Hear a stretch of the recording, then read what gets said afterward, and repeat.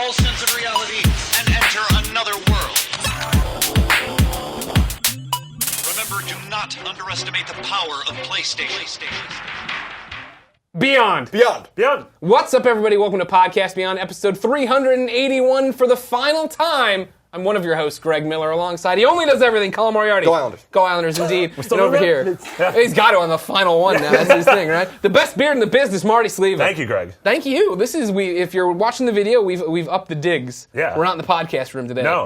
We're in the Not that bunker. No, we're in the 50 episode room. Yeah. You know, the 50s were always in the studio. Yeah. The 100, the OOs, Yeah. always at a live event or whatever. The oots. The aughts? The aughts? The aughts. That's what we used to call the 2000s back in the days. Back when we were trying to figure. I mean, like when I try to refer to it, Sure. when did that happen? Somewhere in the odds. What is this right now? 20 teens? See, that's annoying. The tweens. Yeah, that's really the really tweens. tough, yeah. You can call them 19 tweens. teens? Yeah, that was annoying too. Though. Like World War I happened, 19 teens? Yeah. No, that's terrible. No, it's bad news bears. It's been a good show. Yep. We will, of course, want to go out the way we came in. This, if you didn't know, ladies and gentlemen, Colin, Greg, we are leaving Podcast Beyond. This is our final episode. We left IGN at the beginning of January. Now we are letting the Podcast Beyond go. Letting it go off into the winds to fly and flourish like a bird, but kind of like a dandelion. I'm gonna snatch it. You're the gonna dandelion. You're the I'm bird. the dandelion. Yeah. So he's the dandelion and the bird? Yeah. Well, the bird's like I imagine like when the bird spreads its wings, it's got like flower petals. kind of- from You're feathers. teaching me a lot about the video game Flower. What kind of bird Well, this is is like Marty? Oh, what kind of bird is Marty? I'm allergic to birds, so keep that in You're mind. allergic to you? everything. I'm allergic to literally everything. You're allergic to birds? Yeah. How did you discover that one? My cousin had a parakeet, and I would sneeze, and my throat would close up. What the I'm a weak human. That's not that. I didn't know that there was anything about a bird. Dander. Yeah, dander. You're just Birds allergic have to dander? every dander. Yeah. Human. I thought cats had dander. all do. animals have dander. Oh, I didn't know that. Yeah. I thought that was like a unique thing to the feline Nope. species. No. Portillo has dander. Does he? Yeah. He kind of to just Portillo. smells like garbage, actually. He does not smell like garbage. Portillo smells like a dog. It's very. I like it. I like it. But imagine if he wasn't a wiener dog and he was this bigger, dog 15 times the size. And he Like would Clifford? Then it would stink. Yeah, like kind I of mean, Clifford. Yeah. You mean Clifford like must smell awful.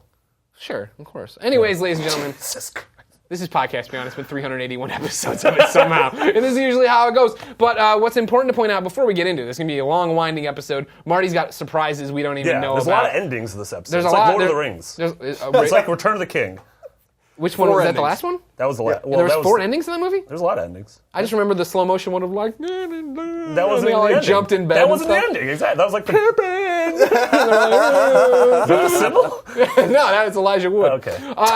It's important to point out, Colin, Greg, leaving the show, but Beyond continues. Marty, Yeah. you're shepherding it here. You're getting shepherding. your hook and going on. Yeah. Is that the shepherd hook? Yeah. Yeah. And I have crook, that. is that what they call it? I think, I actually? don't know. I don't go to farms. Again, The thing that looks like allergic a to everything. Riddler's staff is what you have, but you're a shepherd. Big question mark. Yeah. I just want to let everyone know that we're going to be back next week.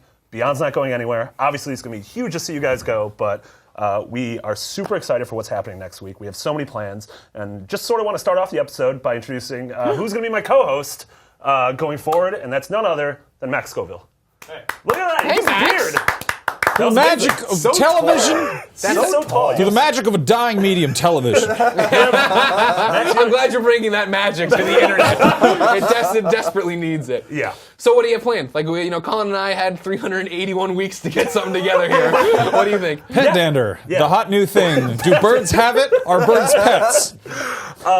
Yeah, I mean, we've been talking a lot about what we want to do going forward. We're going to mix things up a little bit, but we want to keep the spirit of this. I think one of the best things about Podcast Beyond is the sort of two-way dialogue you guys have created with the fans, with the listeners, with the readers. Like, it's been amazing. It's not just us talking to the camera; it's the camera talking back to us, and that's something that we're absolutely going to double down on and continue going forward. Awesome. Yeah, and when you said mix things up, that was a very polite way of saying screw.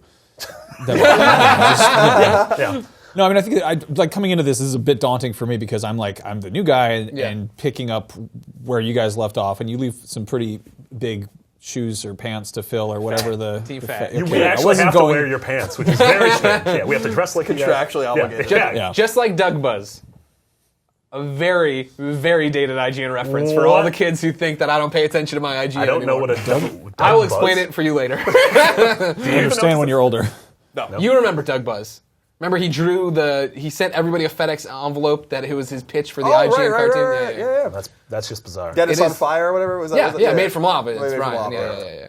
Yeah, but I'm super excited for the show going forward. A lot of plans. We're not going to reveal them all yet. Obviously. One thing we can say, obviously this has been a 3-person podcast for the last couple of years. We're upping into a 4-person podcast. It's back! Sake beer. Oh my goodness! Yeah. All right, sorry. Now, are you thinking 2 rotating chairs? Or are you going to announce a 3rd member to be We'll see, named we'll later? see. One of them will even recline. Yeah. Whoa! The ever reclining fourth chair. That person sounds just sort perfect. of Can that he be just me? talks like once every minute or Yeah, so. he just It's sleeps half the time, just right? chilling. Totally out of it. Yeah, like to do and that. I mean, it's so exciting. We're hitting that, like, you know, PS1 is 20 years old. A lot of people grew up playing PS1 and PS2. So we're definitely gonna, you know, do a lot of sort of looking back at, you know, what PlayStation, what these Sony brands have meant to us growing up. And, I think and it's going forward. easy to kind of be like, PlayStation is like a new modern one, you know, like that came out when I was, I don't know, 5th grade, 5th grade or something. Yeah. And in that sense, it doesn't feel like it has the same legacy as Nintendo. But then I kind of got up and looked around and went, oh wait, like it's been around for a while. Yeah. There's Yeah, really a lot to yeah. look back on. You saw Gabe Logan, and you're like, there it is. Yeah. That's We're actually, it. The bedrock of PlayStation. we're booking guests, and the first guest I booked was Gex the Gecko. Whoa. Yeah, He didn't have much else going on. Yeah.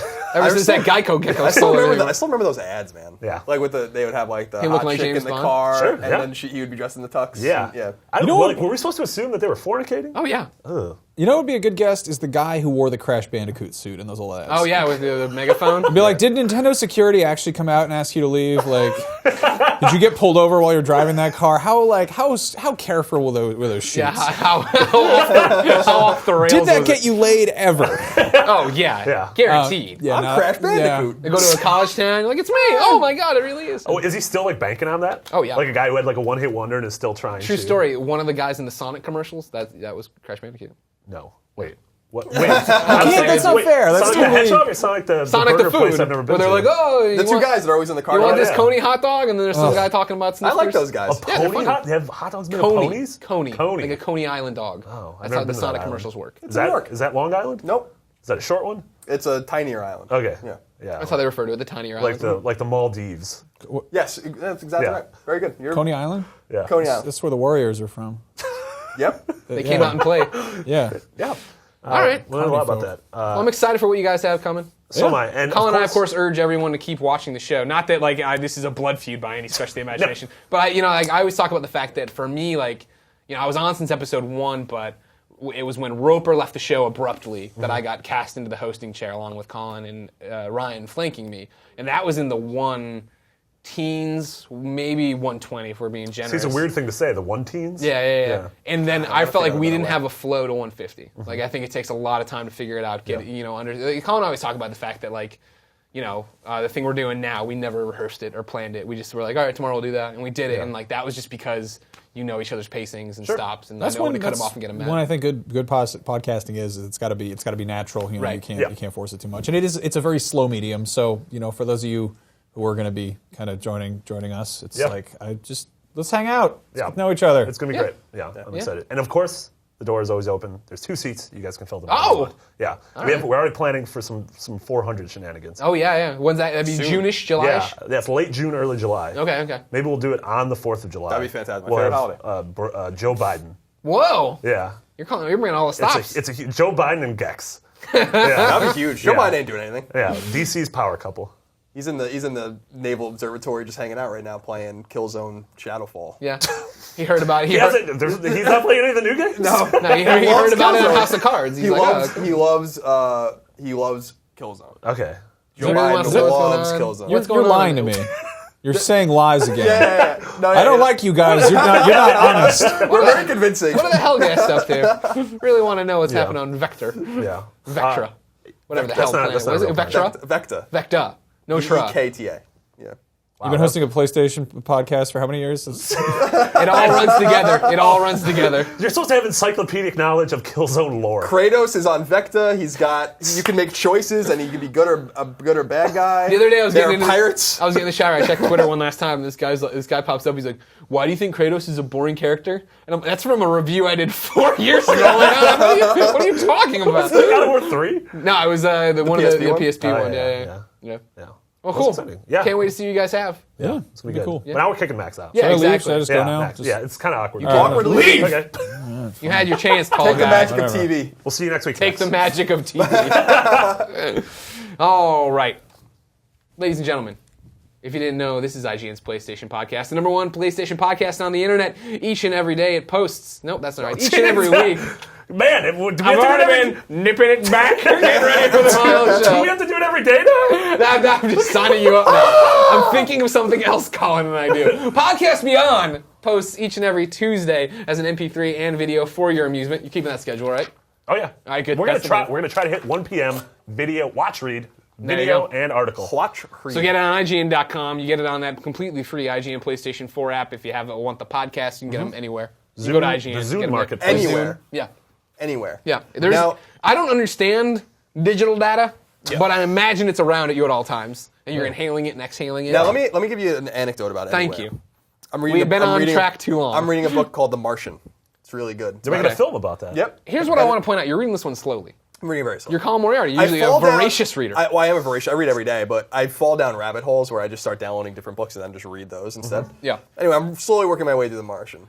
What I was surprised about is about an astronaut, an American astronaut that's stranded on Mars by himself, and he can't get the data stream between Earth and Mars is so bad that he can barely get anything but text from home base or whatever. Yeah. So I don't know if he would be able to get Podcast Beyond, and therefore it's not available everywhere, Greg. So I thought this story was that he was up there and Earth didn't know he was up there. They know that he's up there and they left At him? some point they figure it out. Spoilers. Are we sure Mars is geographically up there? It's over there. It's around there. Yeah. But here's what I'm wondering. It's everywhere. I was thinking about this. I Like love Michelle Branch. astronomy, but I never thought about this. The sun is here, Sure. and the planets obviously go out. Now, are the planets aligned with each other perfectly? Or is it some higher, Mercury some here lower? and Earth's down here, and Yeah. Venus is Yeah. you know what I mean? Is time a flat surface? That was from True Detective. And all the diagrams in dioramas I've ever seen, they seem to be in a straight line. It must but I be don't know if I because- should trust But that children from fifth grade. made all the Exactly. diagrams, and they don't know anything. Surely at the most dense part, in the voluminous. Is that the word? Voluminous. Voluminous? Voluminous. Wilhelminous. Your hair has The a lot of part of the volume. It's voluminous. voluminous. Voluminous. Thank you, there it is. Voluminous. That part of the sun voluminous. is at the center, and therefore maybe it's grabbing the planets from the center, and that keeps them aligned. Great. It's been a great episode of Podcast Beyond. Thank you for We wanted to go out the way we came in. We were named the internet's #1 hypothetical abortion podcast, and I'll be damned if I'm giving that up for anything else. It's a conversational show. We go where it always goes. Voluminous. Let's begin the show with what is and forever will be the Roper Report. Time for some news. There are only 4 items on the list, Greg. A baker's dozen. I want to keep it short so we can do other things. Matt writes into Beyond at ign.com just like you Wasn't even can. a reference. Beyond. Beyond. Hey, Greg and Colin and the completely stationary Marty Sleva. Yeah. Really sad to see you and Colin go, but love what you're doing now. I thought it would be fitting to bring back I Doubt It and I Guarantee It for your final Beyond. Thanks for all the years of entertainment, and I look forward to your new venture and the new Beyond under the helm of Marty. Beyond! Beyond.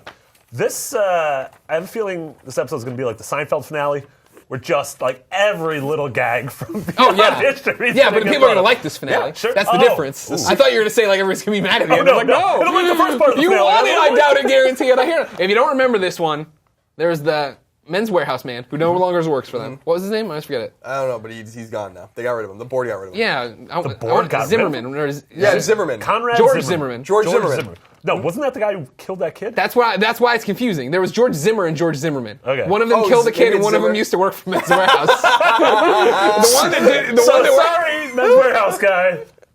he's used to it, I'm sure by now. It's probably why they fired. Anyways, Yeah. he used to end his things. I guarantee it. That was his thing. You're gonna like the way you look. I guarantee it. And so we started doing that and then there's also I Doubt It from Bob's Discount Furniture. I doubt it. I doubt it. And so Can you find a better deal on this sectional love seat anywhere in New England? I doubt it. So when we started doing these impressions, people liked them enough, and then Colin used to come in with Roper reports that were 24 items long, and I would say, I guarantee 15% of this can be cut and it won't matter. So then I get to deem if it's I guarantee it, which means it's proved, or I doubt it if it sucks. The rules are too complicated. Not only when we have to explain it because we haven't done it in 30 weeks. It's been longer than that, probably. Really? No, we talked about this a couple episodes ago. Oh, I don't know. I learned I about can't it. remember what I did this morning. Yeah. Somebody's watching for the first time right now. They didn't Uh-oh. know. Jessica Nagiri is watching. She's like, oh, yeah, Yeah. okay, this makes sense. This now. Thanks, I guys. thought this was about PlayStation. We did too. When we started doing the show. we gave that up. We gave that up a long time. Probably the drunken episode of Podcast Beyond was, and we're like, we can just do it. Number one, these are all I guarantee it. I guarantee yeah, I it. bet. I guarantee it. I guarantees it. I guarantees it. Yeah. Number one, Sony sold an additional 6.4 million PlayStation 4 consoles last quarter, during its third fiscal quarter. PS4's total worldwide sales are nearing 20 million units cumulatively. Voluminous. 147 million. Voluminous. 147 million PS4 games were sold during the same quarter. That's a lot. I guarantee it. Important. That's important. That's important news, right? Yeah. That's good. We need to have the stats. Yeah. The stats are essential. Yeah, you gotta have them. You don't know where you're going if you can't look behind you and see stats. What fiscal quarter was that? Like, what month to what month? Was that the fall? It must have been October through December. Okay. Presumably, right? Yeah, I would say so. And then in April, their year would start over? Sure. Presumably. I think they're gonna have an uptick this quarter too, because you got some exclusives that look pretty good. Yep. The order. Bloodborne's. Bloodborne. You think Bloodborne will drive sales? I think if you're totally into Bloodborne, like all three of us are, Yeah. I think you've already bought it, PS4. Ooh. I doubt it. Oh, You get it. See, it's fun. yeah, When you it's play good. the game, It's it's fun. fun. it's good. When you play the game, it's fun. Number 2, this is a short one, but an important one, because we can just talk about it. Atlas has finally released the first extensive gameplay trailer for Persona 5, including the very first gameplay footage. Let's talk about it. It says right here, let's talk about it. Holy moly. Right? Yeah. Holy Right? moly. God damn. Now it. people are mad on our new show that we spent like 30 minutes talking Yeah. about this trailer, but it was like it seems so essential. The style of it, Yeah. the music of Yep. it, like it looked like like a poppy like 70s movie. You're Yeah. gonna get into something, and then of course the fact that it had like the for me it was just like being so into Persona 4 Golden, Yeah. which I got totally inspired to go back and play. I totally flaked on trying to platinum it in Yeah, whatever 2014. happened about that? I didn't do it, Yeah. and so I have to watch Goldfarb and Christine eat pizza in front of me that I can't eat. But I just look over this weekend, I just jump back into it. You I should was like, poison the pizza. Like But it's I love thinner. both those What if people. it's a thinner pizza? no, I'm not on I wasting like away. both of them. Yeah, but like I hadn't stopped to think about what a PS3, PS4 Persona was going to look like. And seeing like the Catherine tabletop like down view Yeah. and the cat, I was like, oh my god. Yeah. Yes. It had that style. It like felt like between the music and the cuts, it felt like Cowboy Bebop. Yeah. Which I liked a lot.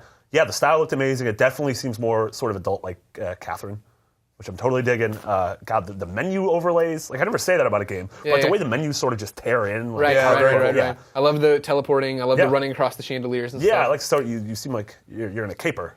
Yeah, there's a lot of. I mean, they showed, and that's what we were talking about. Was that they showed a lot of gameplay, and specifically things that people that are into JRPGs care about, right? Like, Yeah. And I love JRPGs, and so like I was most intrigued by the menus. Yeah, seriously. And like the equipment menus and the skill menus and the battle screen and all that kind of stuff are like the core staples of Yeah. of the game. So it's cool. I mean, the game's coming to PS3 and it is coming to PS4, and that's it. I think a lot of people hope it's going to come to Vita. I doubt it will. I doubt I it. doubt it. Remember, Persona But 4 it's not Golden, guaranteed. Persona 4 Golden was a PS2 game, or Persona 4 was, so Golden was able to run on Vita pretty seamlessly. Yeah. This game's probably a PS3 game that's being up-res to PS4 because they've been working on it for so long, and I think they're really only releasing it for PS4 for the foreign market. I think it'll still sell. Yeah. Lots of copies on PS3, mostly in Japan, I think. Yeah. The thing I tweeted out is that a lot of people are still surprised that this game's big. I'm telling you, this game's going to sell millions of copies. Yeah. And people are like, no way it's going to sell millions of copies. I'm like, well, Persona 4 Golden, which was a re-release of a PS2 game, sold 850,000 copies on Vita. Yeah. And it was a like the game. And that's a game that like spread like fire. Everybody who had a Vita started playing it, and there's so many people that. And I'm not trying to be like a hipster about it, but like when I fell in love with Persona 3, that's when I was like, this series is awesome. Yeah. Because of Jeff Haynes, the Podcast Beyond founder, he brought was like, you need to play this, played it, loved it. So like to see people start getting excited for Persona 4, it was a new audience that I had not seen excited for Persona 3, even Fez edition, right? Like Sure, I mean, yeah, then to see it get bigger and bigger and bigger, now to hear, it's exciting. Yeah, I mean, absolutely. And that's, God, I can't believe that possibly this fall we'll have Persona 5, Final Fantasy 15, Xenoblade, possibly? A lot of JRPGs. It may be Uncharted. Maybe Uncharted. the greatest Not a JRPG, JRPG. the greatest JRPG of them all. Ian Schaefer writes in and says, Beyond. Beyond. With the recent reveal of Persona 5 gameplay trailer, I was wondering what the three of you each had planned for the game. Greg, are you going to try to become a member of the Persona 5 Platinum Club? I myself am going to try since I never made time for the Persona 4 like I hoped. Colin, are you planning on playing this Persona, or are you planning on putting it on the side and waiting like you did with Persona 4? Marty, if you are planning to play, what are you most excited about in the game about what we know so far? Thank you for everything you guys do, and best of luck to Greg and Colin with your future endeavors. Way too early for me to say if I'll platinum it or not. Because I don't can't make even don't make any If promises. you can platinum a handheld mobile game, you travel a lot, I don't think you're going to be able to do it. That's the thing, is like, I mean, I want to, but maybe I'll just do it on my own timetable. Yeah. You know what I mean? I didn't platinum DC Universe Online right away. Yeah. I waited a long time. Time to you bringing up that game in this episode has been like 20 minutes. Good. I'm surprised I haven't cried yet. Yeah. We'll get there, don't you worry. I am too. So I don't know. I'm going to wait and see what they're like. Maybe. Who knows? Yeah. Colin. Now that you famously, infamously said, I'm not playing Persona 4 Golden. I know, that's good. I like that. I'm not going to play Persona 4 Golden until the Vita drought hits and there's nothing else to play. I'm going to play it now. You decided you're wavering. Now's the time. Because you haven't played Golden? I haven't, no. Because my assumption was that the Vita was going to die much quicker than it's dying. Yeah. So I was like, I want that to be my swan song because it's considered the best game on the unit, and I just have a million other things to play. Yeah. And I don't want to get invested in another JRPG. I typically only get invested in Tales games when they come out because I really love that series. Mm-hmm. But it's like it's a 40, 50, 60, 70. Persona's like really long, So I don't have that many hours to play, but I can barely like beat anything now. To begin with, I've been playing Dying Light for like friggin' 3 weeks, and I'm like barely anywhere in the game. So, but no, it's just too compelling because that Persona 5 trailer, and I love Atlas, I love Persona team. Oh yeah. Catherine, obviously, I was like in love with. Kind of changed my mind about that, and I also don't think the Vita's really dying. So it's gonna be a while for me to play it. It's chilling. Super stoked to play this. Love JRPGs. Love Persona 3 and 4. I think what we brought up before, the thing I'm most excited about is the sort of slightly more adult Catherine-y tone. Sure. Catherine, I absolutely adore. I think it handles like weird real-world issues better than a lot of other games do, despite the fact that it's a game about sheeps and devils and blocks puzzles, and stuff. Yeah. Blocks. It's a brilliant game. Yeah, absolutely. I'm stoked. Connor from the UK says Beyond. Beyond. Hi, Greg, Colin, and Marty. Hi. Do you guys think Catherine will ever be ported to the Vita, even the PS4? Greg, Colin, I don't find it kind of funny at all that you guys are leaving. You'll be missed from Beyond. Beyond. Yeah. Beyond. Took me a second to... Yeah, sorry. Anyways, I'd love to see it ported to Vita. I don't think it'll happen. I know. I don't either. It's possible, though, I'd love right? to see it to PlayStation 4. Like, Catherine did well in Japan. Persona Team's a Japanese developer, and Atlas is a Japanese company. You would expect that they would know and find the market for Vita in Japan. Maybe it happens there, but I don't think so. It just seems like a weird use of resources. Although Catherine, for as much as we love it, is a very niche game. It sold much better, I think, than they thought it would. But I don't know if the real estate on the Vita screen would be good for the game. Yeah, you got to be seeing a lot of things. The blocks use are that pretty tornado small. method. Yeah, Tornado. Tornado. Yeah, I made that up. Oh, that's good. You can have it. Thank you. That's a gift for you. Oh, you saw it here, ladies and gentlemen. Yeah. You may continue with the Roper Report. Thank you. Thank you, sir. My leash. Number 3. Sony has revealed the best-selling games on PlayStation Network for January of 2015. No big surprises here, Gregory. The top 5 best-selling PS4 games of the month were Resident Evil Remake HD. Say it the other way. The way the game says it. Resident Evil Remake HD. Dying Light, Grand Theft Auto 5, Battlefield 4, and Minecraft. The best-selling PS3 games of the month were Resident Evil Remake HD, Minecraft, Grand Theft Auto 5, Castle Crashers, and Battlefield 4. Must have been on sale.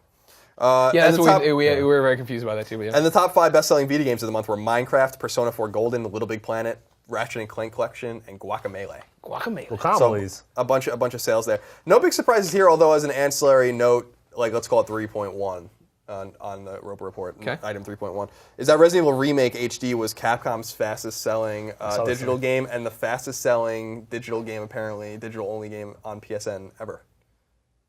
Okay. Wow, that's crazy. That's impressive. Yeah. Probably because it's on 2 platforms. Also, when you said ancillary, I immediately thought Michel Ancillary. Who? Michel Ancillary. Who's that? Michel Ancel. Yeah. But I want to do some. Michel Ancel, the creator of Beyond Good and Evil and Rayman. Oh, God. I mean, he hasn't done a game since that, so don't worry, guys. So nothing too surprising here, Marty. No. Minecraft on every one of these platforms, which is like that Microsoft game. money now. Micro money. Grand Theft Auto 5 doing well. Surprised to see Battlefield 4 kind of on there, too, considering it's been broken for a lot of people. I guess it's working now. Dying Light. Great game. Yeah. Really love that game, actually. Right It's place, right weird. time. It's weird. It's right. I wrote a piece that's on IGN because I'm still freelance writing once a week about that. Mm-hmm. It is the right place, right time. 1.2 million in its first week. I don't think it would have hit 1.2 million lifetime if it came out in October. Yeah. George writes into Beyond at ign.com just like you can. It says, Dear Greg, Colin, and Marty, Beyond. So I turn on Dying Light after a patch was released, 1.03, and find that my character's entire inventory, blueprints, and upgrades have completely disappeared. Wow, this is after they sent out the patch to fix said problem. I had no issue prior to the patch, and now the very thing they sought to fix has affected me. I'm very upset since I made it pretty far into the upgrades and the story, and now basically have no choice but to start over. Do you think Techland will have any way of reversing the issue? And if not, should I expect some sort of compensation for our lost time? I know I'm not the only one this has happened to. Also, just wanted to wish you guys best of luck now that you've left IGN. Why is he still so Love angry? your Greg and Colin segments throughout the week. Best regards, George. This is one of the problems Dying Light's had, and Techland in general. We're talking about the trophies not popping, right? Yeah, the trophies are broken in the game too, so no one has the platinum trophy yet. Yeah. And the game's been out for a while now. Weeks. It's because there are 5 broken trophies in the game that don't A baker's dozen. that don't seem to work for everyone. Sometimes it works for people, but once you pass, like once you gather all the collectibles, for instance, and it doesn't pop, you're screwed. Yeah. There's no way for them to be able Right. to take that. And this is what we were talking about earlier today. The fact that this happened to me with Dead Island Riptide is that I was reviewing that, had it early. I was like the only person playing it on PS3, and so I was running through trying to be the first to platinum it in the world, and got it down to just the collectibles pretty much, and spent an afternoon running myself crazy around this, looking for this damn recorder. Where are these recorders? Finally got out of the chair, went to GameStop, bought the early strategy guide, came home with a marker, and I'm checking them off, and I got to the end, and I checked them all off. They were all, I had them apparently, but there was a glitch trophy early on. It was just like, well, that's the end. And I granted I had a great time playing it, and it's like I didn't look back at it as like I totally wasted my life or something. But it was just like, damn it. You know what I mean? The Polish people have been known as jokesters. So I think this is like a joke, like a Absolutely. like a rib. It seems like they don't.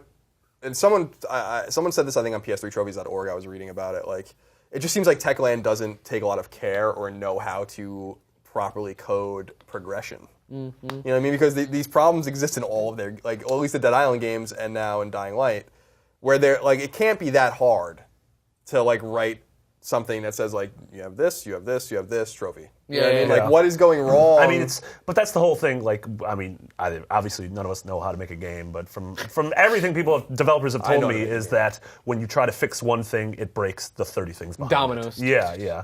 But yeah, that is a bummer. It's sort of, and I don't like, giving it a pass. It's like, people complain about the Telltale engine, and we sort of just give it a pass because the stories are so great. And then people complain about, Obsidian games, but we give them a pass because we love, New Vegas.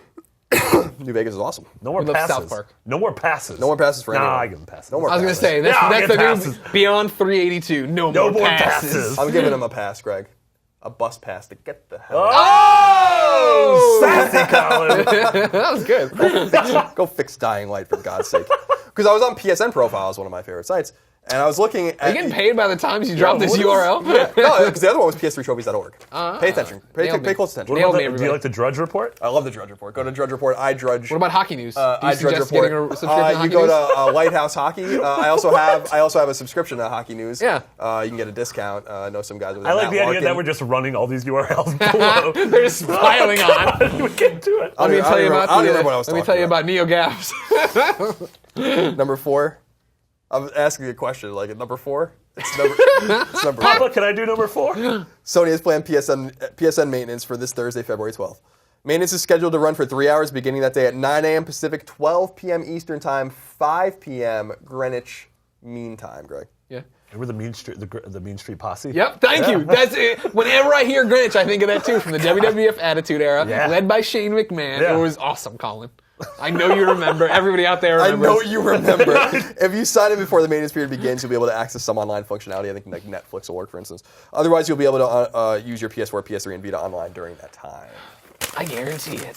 I doubt it. No, that's the news you gotta know. Oh. Because you know that it'll go on forever. It won't be just Thursday. Yeah. It'll continue go on. 3 hours in Sony PlayStation maintenance time is approximately It's like 2.5 days. It's like that one planet in Interstellar. Spoilers. Hey. Come on. That one planet. I don't know. There's a planet out in the solar system. There's a planet out there where PSN maintenance is happening all the time. Sounds like hell. That's called hell. Colin, you had 4 on your Roper Report. You missed 1. This is the number 5. It's from longtime Podcast Beyond listener, viewer, Charlie Gadsden. He writes in and says, "Hey, Beyond." Hello. And he didn't yell Beyond, so it's hard to. How do we react to that one? I don't know. Hey. I had to sit my wife down this past week and give her some bad news. Greg and Colin are having one last episode of Podcast Beyond. She sat and stared in disbelief for a while until the tears rolled down one by one. We shared a long hug together until she began sobbing and became delirious. The situation worsened when she began throwing everything within her reach, including my DualShock 4.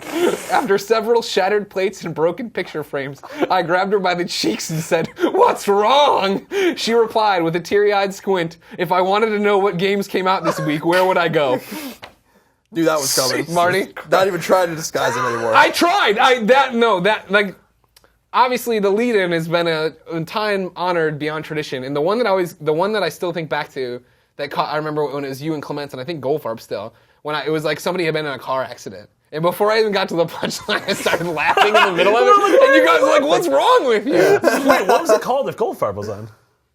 That was just the official list of PlayStation software on all 3 platforms by the ign editor. Upcoming software. Yeah. Now you have to say it with the Andrew Goldfarb part. The Andrew Goldfarb Memorial list of upcoming PlayStation software on all 3 platforms by the ign editors. Am I a congressman now? Yes.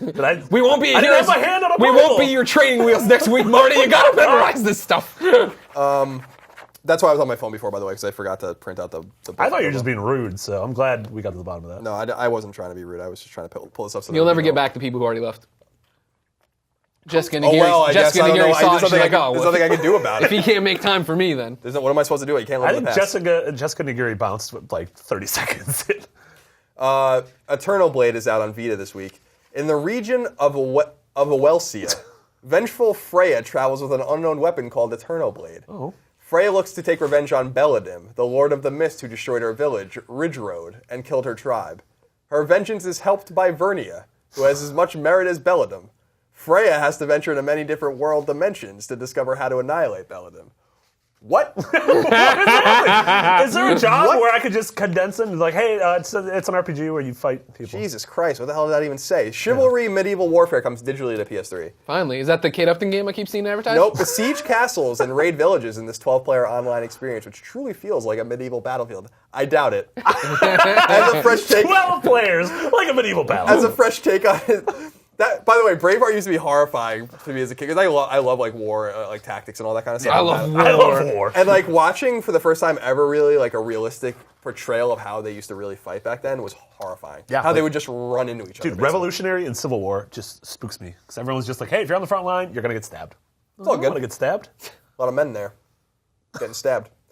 As a fresh take on the first-person combat genre. Wait, were you like saying they were men? Like that was, or like you were just making a objective call that there were a lot of men there getting stabbed? No, it was just an objective call. Okay. The only way to truly be a man is to get stabbed. I'm already over this chivalry thing, so I'm moving on. It'll evolve.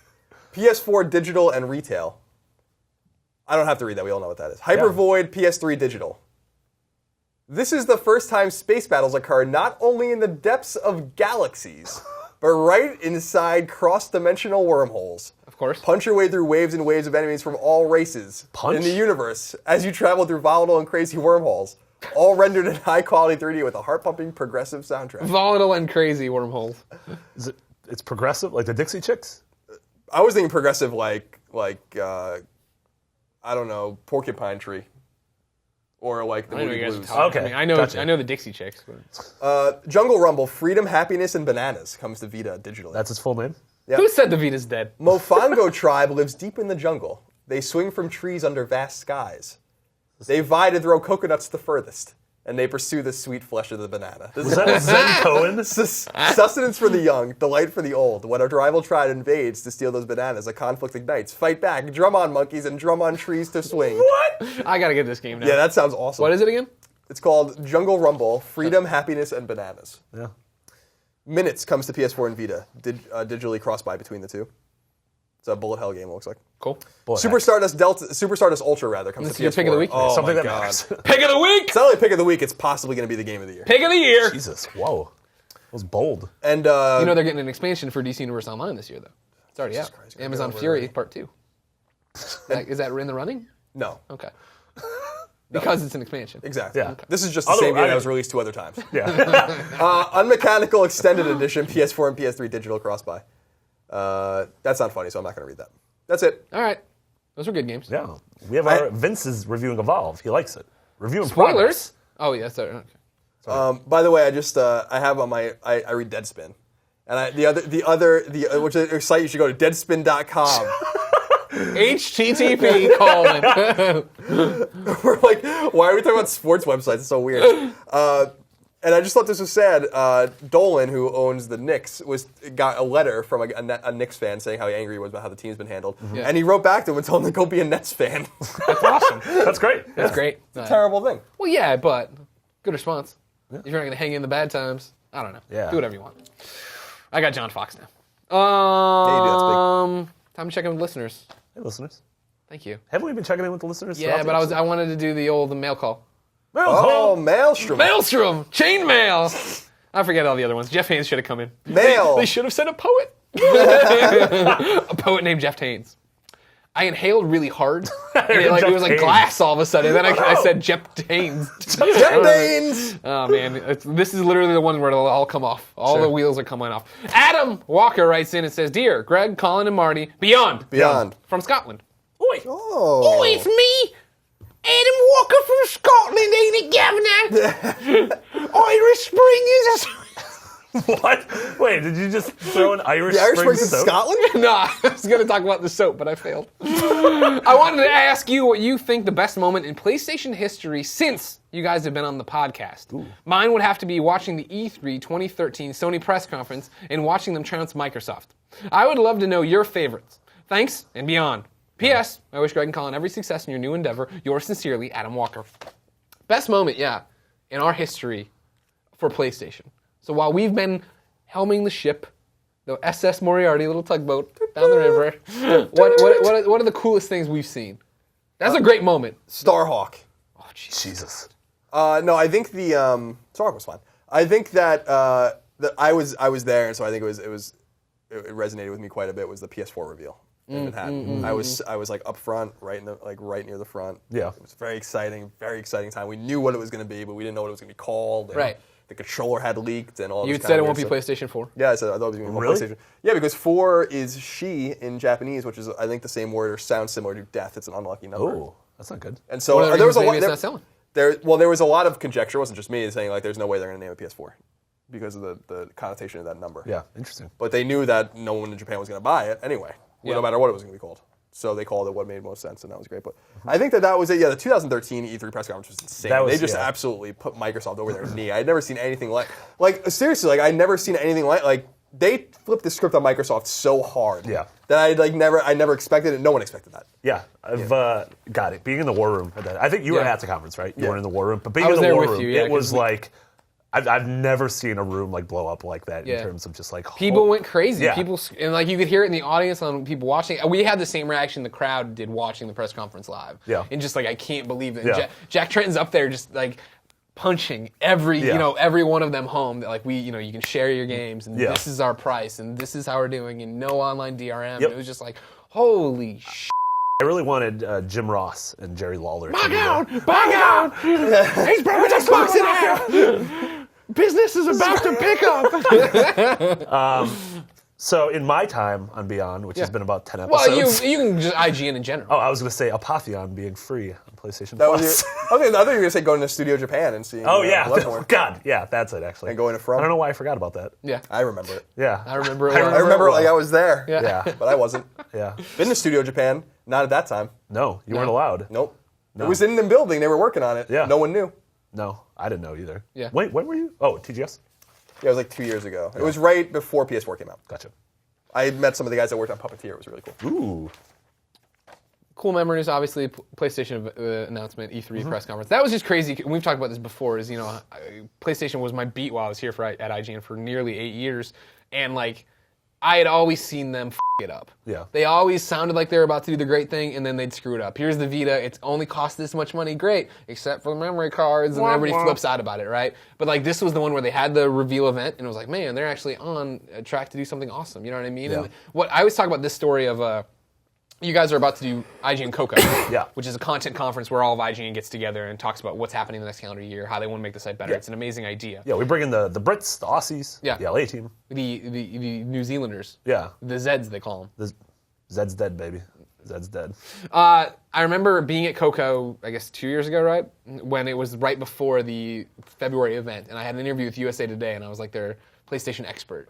And I kept saying like, all right, and she'd like, what do you think they're going to do? And I'm like, well, mind you, this is what I would do, and they never do what I would do. And my thing was like, talk to the gamers, win them with games. It didn't work with Xbox. And then they did that, and I was like, that's awesome. Then E3 came around, I'm like, they're going to mess it up. They're going to say they're just like Microsoft, and they didn't. And like they've continued on that trend of like, even now when bad things happen, the network's down on Christmas or whatever, there's no games, in quotes. Yeah. They get leeway because of all the successes they had. Yeah. Well, and even like an event like PSX that like we all sort of like going into it, we're like, man, is this going to work? Yeah, like, we're not sure. Like an unproven event at a weird time of year, right. and then it sounds like from everyone who was there, it was fantastic. That's where that's going to be bigger. my pick as far as the coolest thing that's happened awesome. with PlayStation while I was here. So 3 would be this thing. Another one to toss out there in no random order really is the Kevin Butler E3 press conference. Oh yeah, because that was awesome. We had been saying forever to put Kevin Butler out there, put him up there. When he comes out and he's like talking about getting Jack a Coke and all this stuff, it's like this is great. You know what I mean? Yeah. Just it was totally stupid in Then marketing. they sued him. But like then they sued him of course when he was in his British Stone commercial.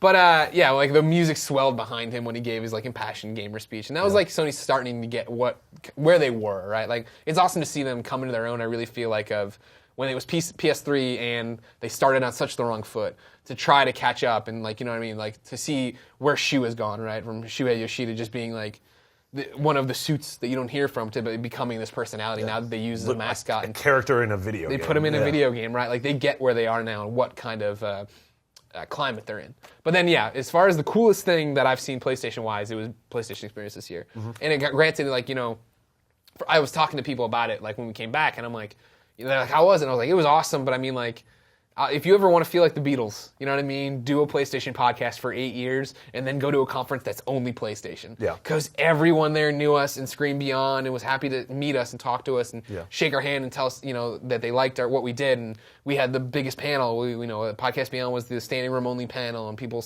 stood outside and signed with us for like 2 hours, 2.5 hours. And it was like, that was a cool experience. That was cool, let alone the fact that Colin and I understood and the audience didn't, that was probably our last live event being Podcast Beyond, right? Like, that was the only unfortunate thing is we couldn't say anything. Yeah. We knew at that point, but we just couldn't say anything. I think that's what made it extra special. I think you're right. Yeah, and I mean that one, I tear up obviously all the time on the show, but like at the end of that episode, I do too, trying to express without expressing. Sure. That you're best friends and this is how it all works. Yeah, and blah, blah, blah. And so that was tough, but it was awesome to be a part of that. And PSX will never be that intimate again. Which is I know, which is it's like the pro and con of it, right? Of like, oh, it's such a great event, everybody should come, and now everybody's going to come, and they're not going to be sort of like, a different event. It's going to become not more corporate, but it's going to a little more corporate, I think. You think so? Yeah. Okay. Kapoor Ogami.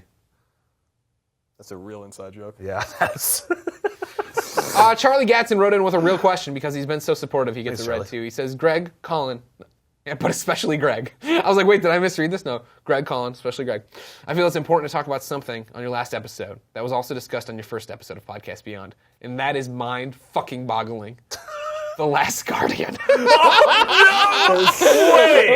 Will we hear news about its release this year? It's been a pleasure listening to you two for well over 6 years now. The podcast will never be the same without you.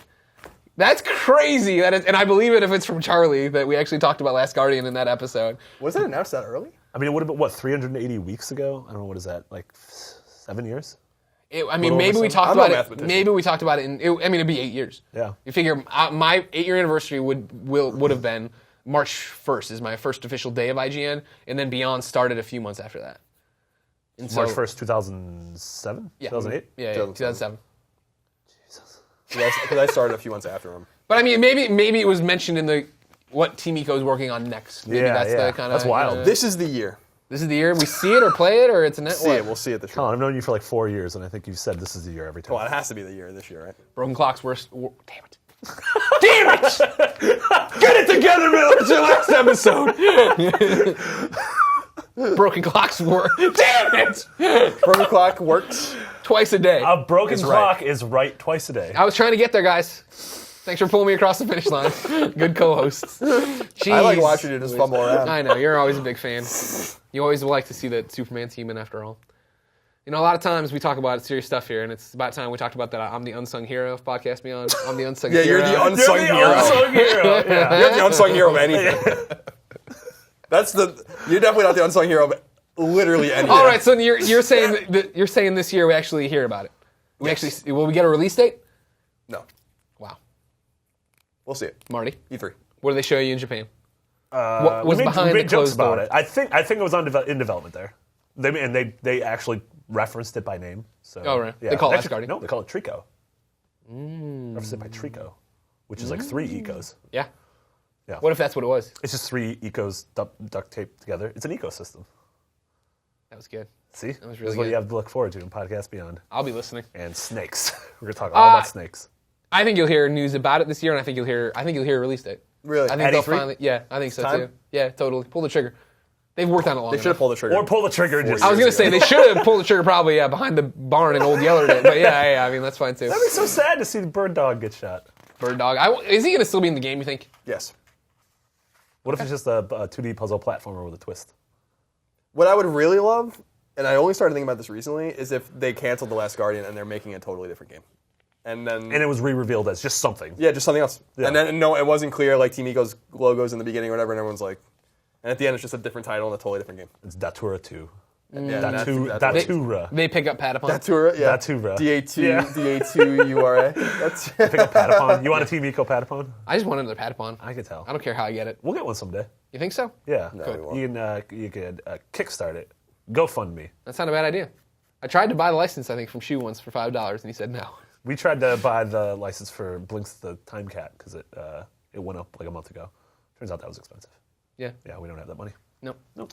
Phil Sinclair writes in and says, Beyond. Beyond. Greg, Colin, and Marty. God, he misspelled Colin, so I'm not feeling too bad. Beyond Greg, Colin, and Marty from jolly old England. Oi! I never thought I would be writing this email to Greg and Colin's last shows.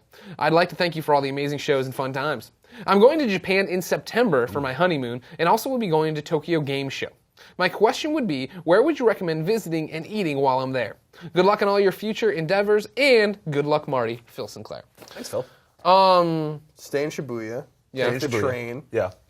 down to Makahari.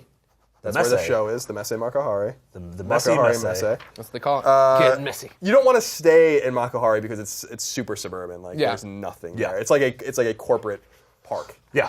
So take the train there, stay in Shibuya, and then obviously, you can reach almost anywhere you want from Shibuya. Yeah, on the JR line. Yeah, go to Akihabara. Obviously, if you're a video game fan, Yep, that has Super Potato. Food-wise, I don't remember specific restaurants. But That's the thing is, Hole like, in the wall. hole in the places. wall is that's everything, and that's Yeah. what you should do. Totally go, just never be afraid. You know what I mean? Just go to cool places that you think look cool. Yeah. Walk into the ramen machines and try to go off of the ramen's so pictures good. what you yeah, it's want great. and get it. And the best thing about Japan is like I would sort of learn very minimal Japanese going there. Like I would be able to like communicate in the most basic way. But people are super friendly. If you reach out an inch, they'll go the rest of the way. Yeah. Yeah, it's really great. Yeah, get Japan's some awesome. ramen, get some sushis. Yeah, Sushi. we're all around. Sushi. Sushi. Oh, sushi. With the peaches and the spicy Voluminous? guacamole. Voluminous. I think it's voluminous. It is voluminous. I think our problem was we were saying voluminous. Okay, voluminous. We're back here. We're again. back. We nailed it. Yeah. All right, good. How does space work? Alfonso writes in, says, Colin, Greg, Marty, and the other special guests. That's Mike Aransky over there. Garansky? Beyond. Sitting on a peach box. They call them apple boxes. Apple box. Sorry. Beyond. You could fit a peach in that. You could put peaches in that box, yes. I mean, peaches and apples are roughly the same size. So. Yeah. You have something against. I've never actually seen a peach and an apple in the same place. Think about that. You don't go to the supermarket. They only sell apples in the supermarket. You have to go to the specific special Peach store? store. Go to the peach store? I'm not sure how long I've been listening to this show, but as early as late 2008, I remember the lineup was Greg, Colin, and Ryan. Since then, I've listened to every episode and have felt like I've grown with you guys, from a boy in middle school to a sophomore in college. Whoa. Oh, we're old. Oh my God, we're old. Is that you, Death? So close. Sweet release. I'm writing to ask what your favorite memories of Beyond are, and to share my own. Now, this is what we usually do, where we screw it up and I read them aloud what his are, and then we can't think of our own. Okay. So I want to go with what ours are first. I'm going to go first because you guys have more encyclopedic knowledge of the show. As a fan, it was Beyond 300. That was amazing. Yeah. That was one of the probably the most incredible sort of fan meetup thing we've ever done at IGN. Yeah. Just seeing the amount of people who flew across the country / world to be here.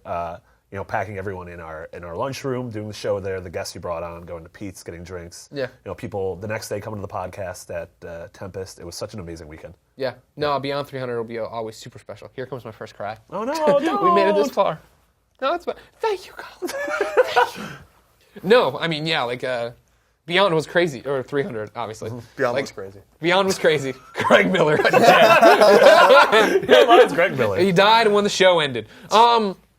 Yeah, 300 was amazing. And like that was the thing leading up to it. I knew how crazy it was going to be because I always talked about 200. And 200 was like 300, but a little bit smaller, and 100 episodes before. But the thing was, like, that was a joke.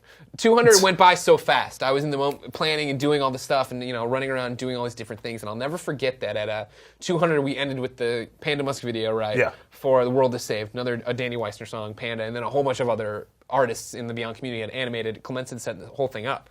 And when it ended, I stood up and we turned the lights back on, and Devin Sneathen, IGN superfan, was there, and he was crying. Yeah. And I was like, why are you... none of it... I was so far in front of the emotional wall that it hadn't caught me. And he's like, I'm like, why are you crying? It's just like, this? Like, what this is? Yeah. I'm like, okay, I'm sorry. And he's like, no, and then whatever. And then we went and drank, and we had a party or whatever. And then for 300, like, it was like, I was so lost in it weeks before. Yeah. And I remember when I did the... a blogger from my IGN came in early, and he's now just a freelance journalist. He came in and interviewed me about it, and I remember breaking down in tears in front of this stranger, and he was talking about it, and him asking me the question of, like, is there a podcast beyond without Greg Miller? And I said, I hope so. You know what I mean? Like, I didn't want this to go away. Hold on, I'll pull out of it. I'm coming.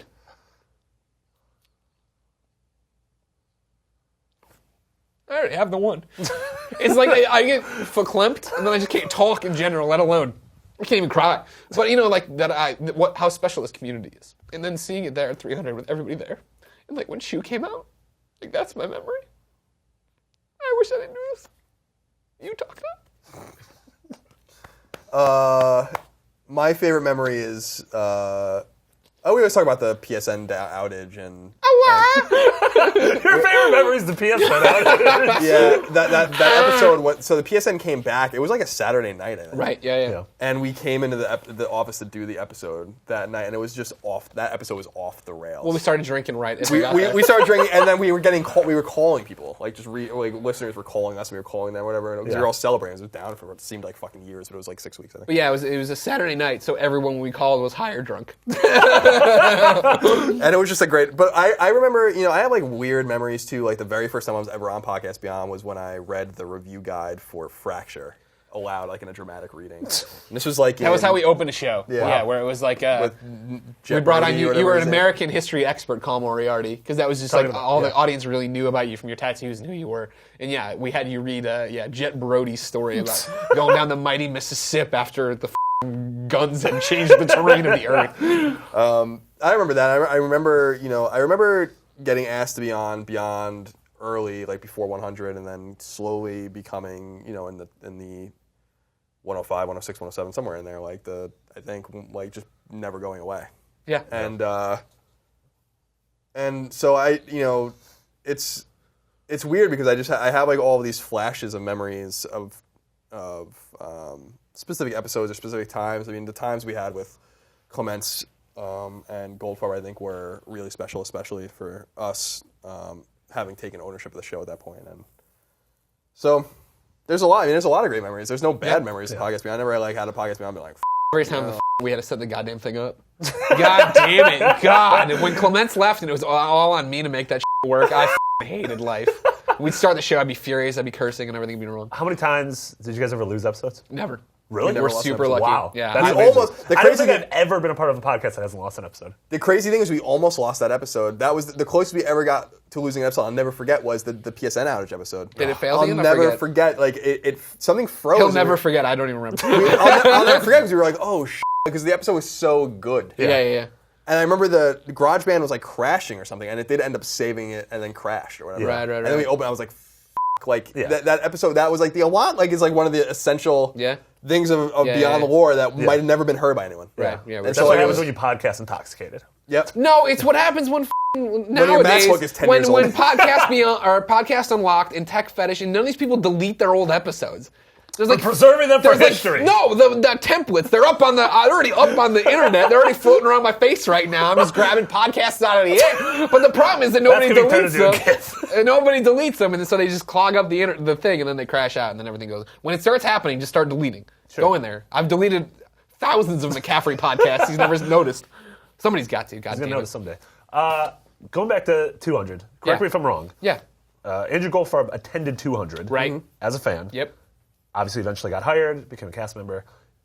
300, correct me if I'm not wrong, Miranda Sanchez attended. Sounds right. Yeah, sounds right. As a fan, is now an IGN editor. Yeah.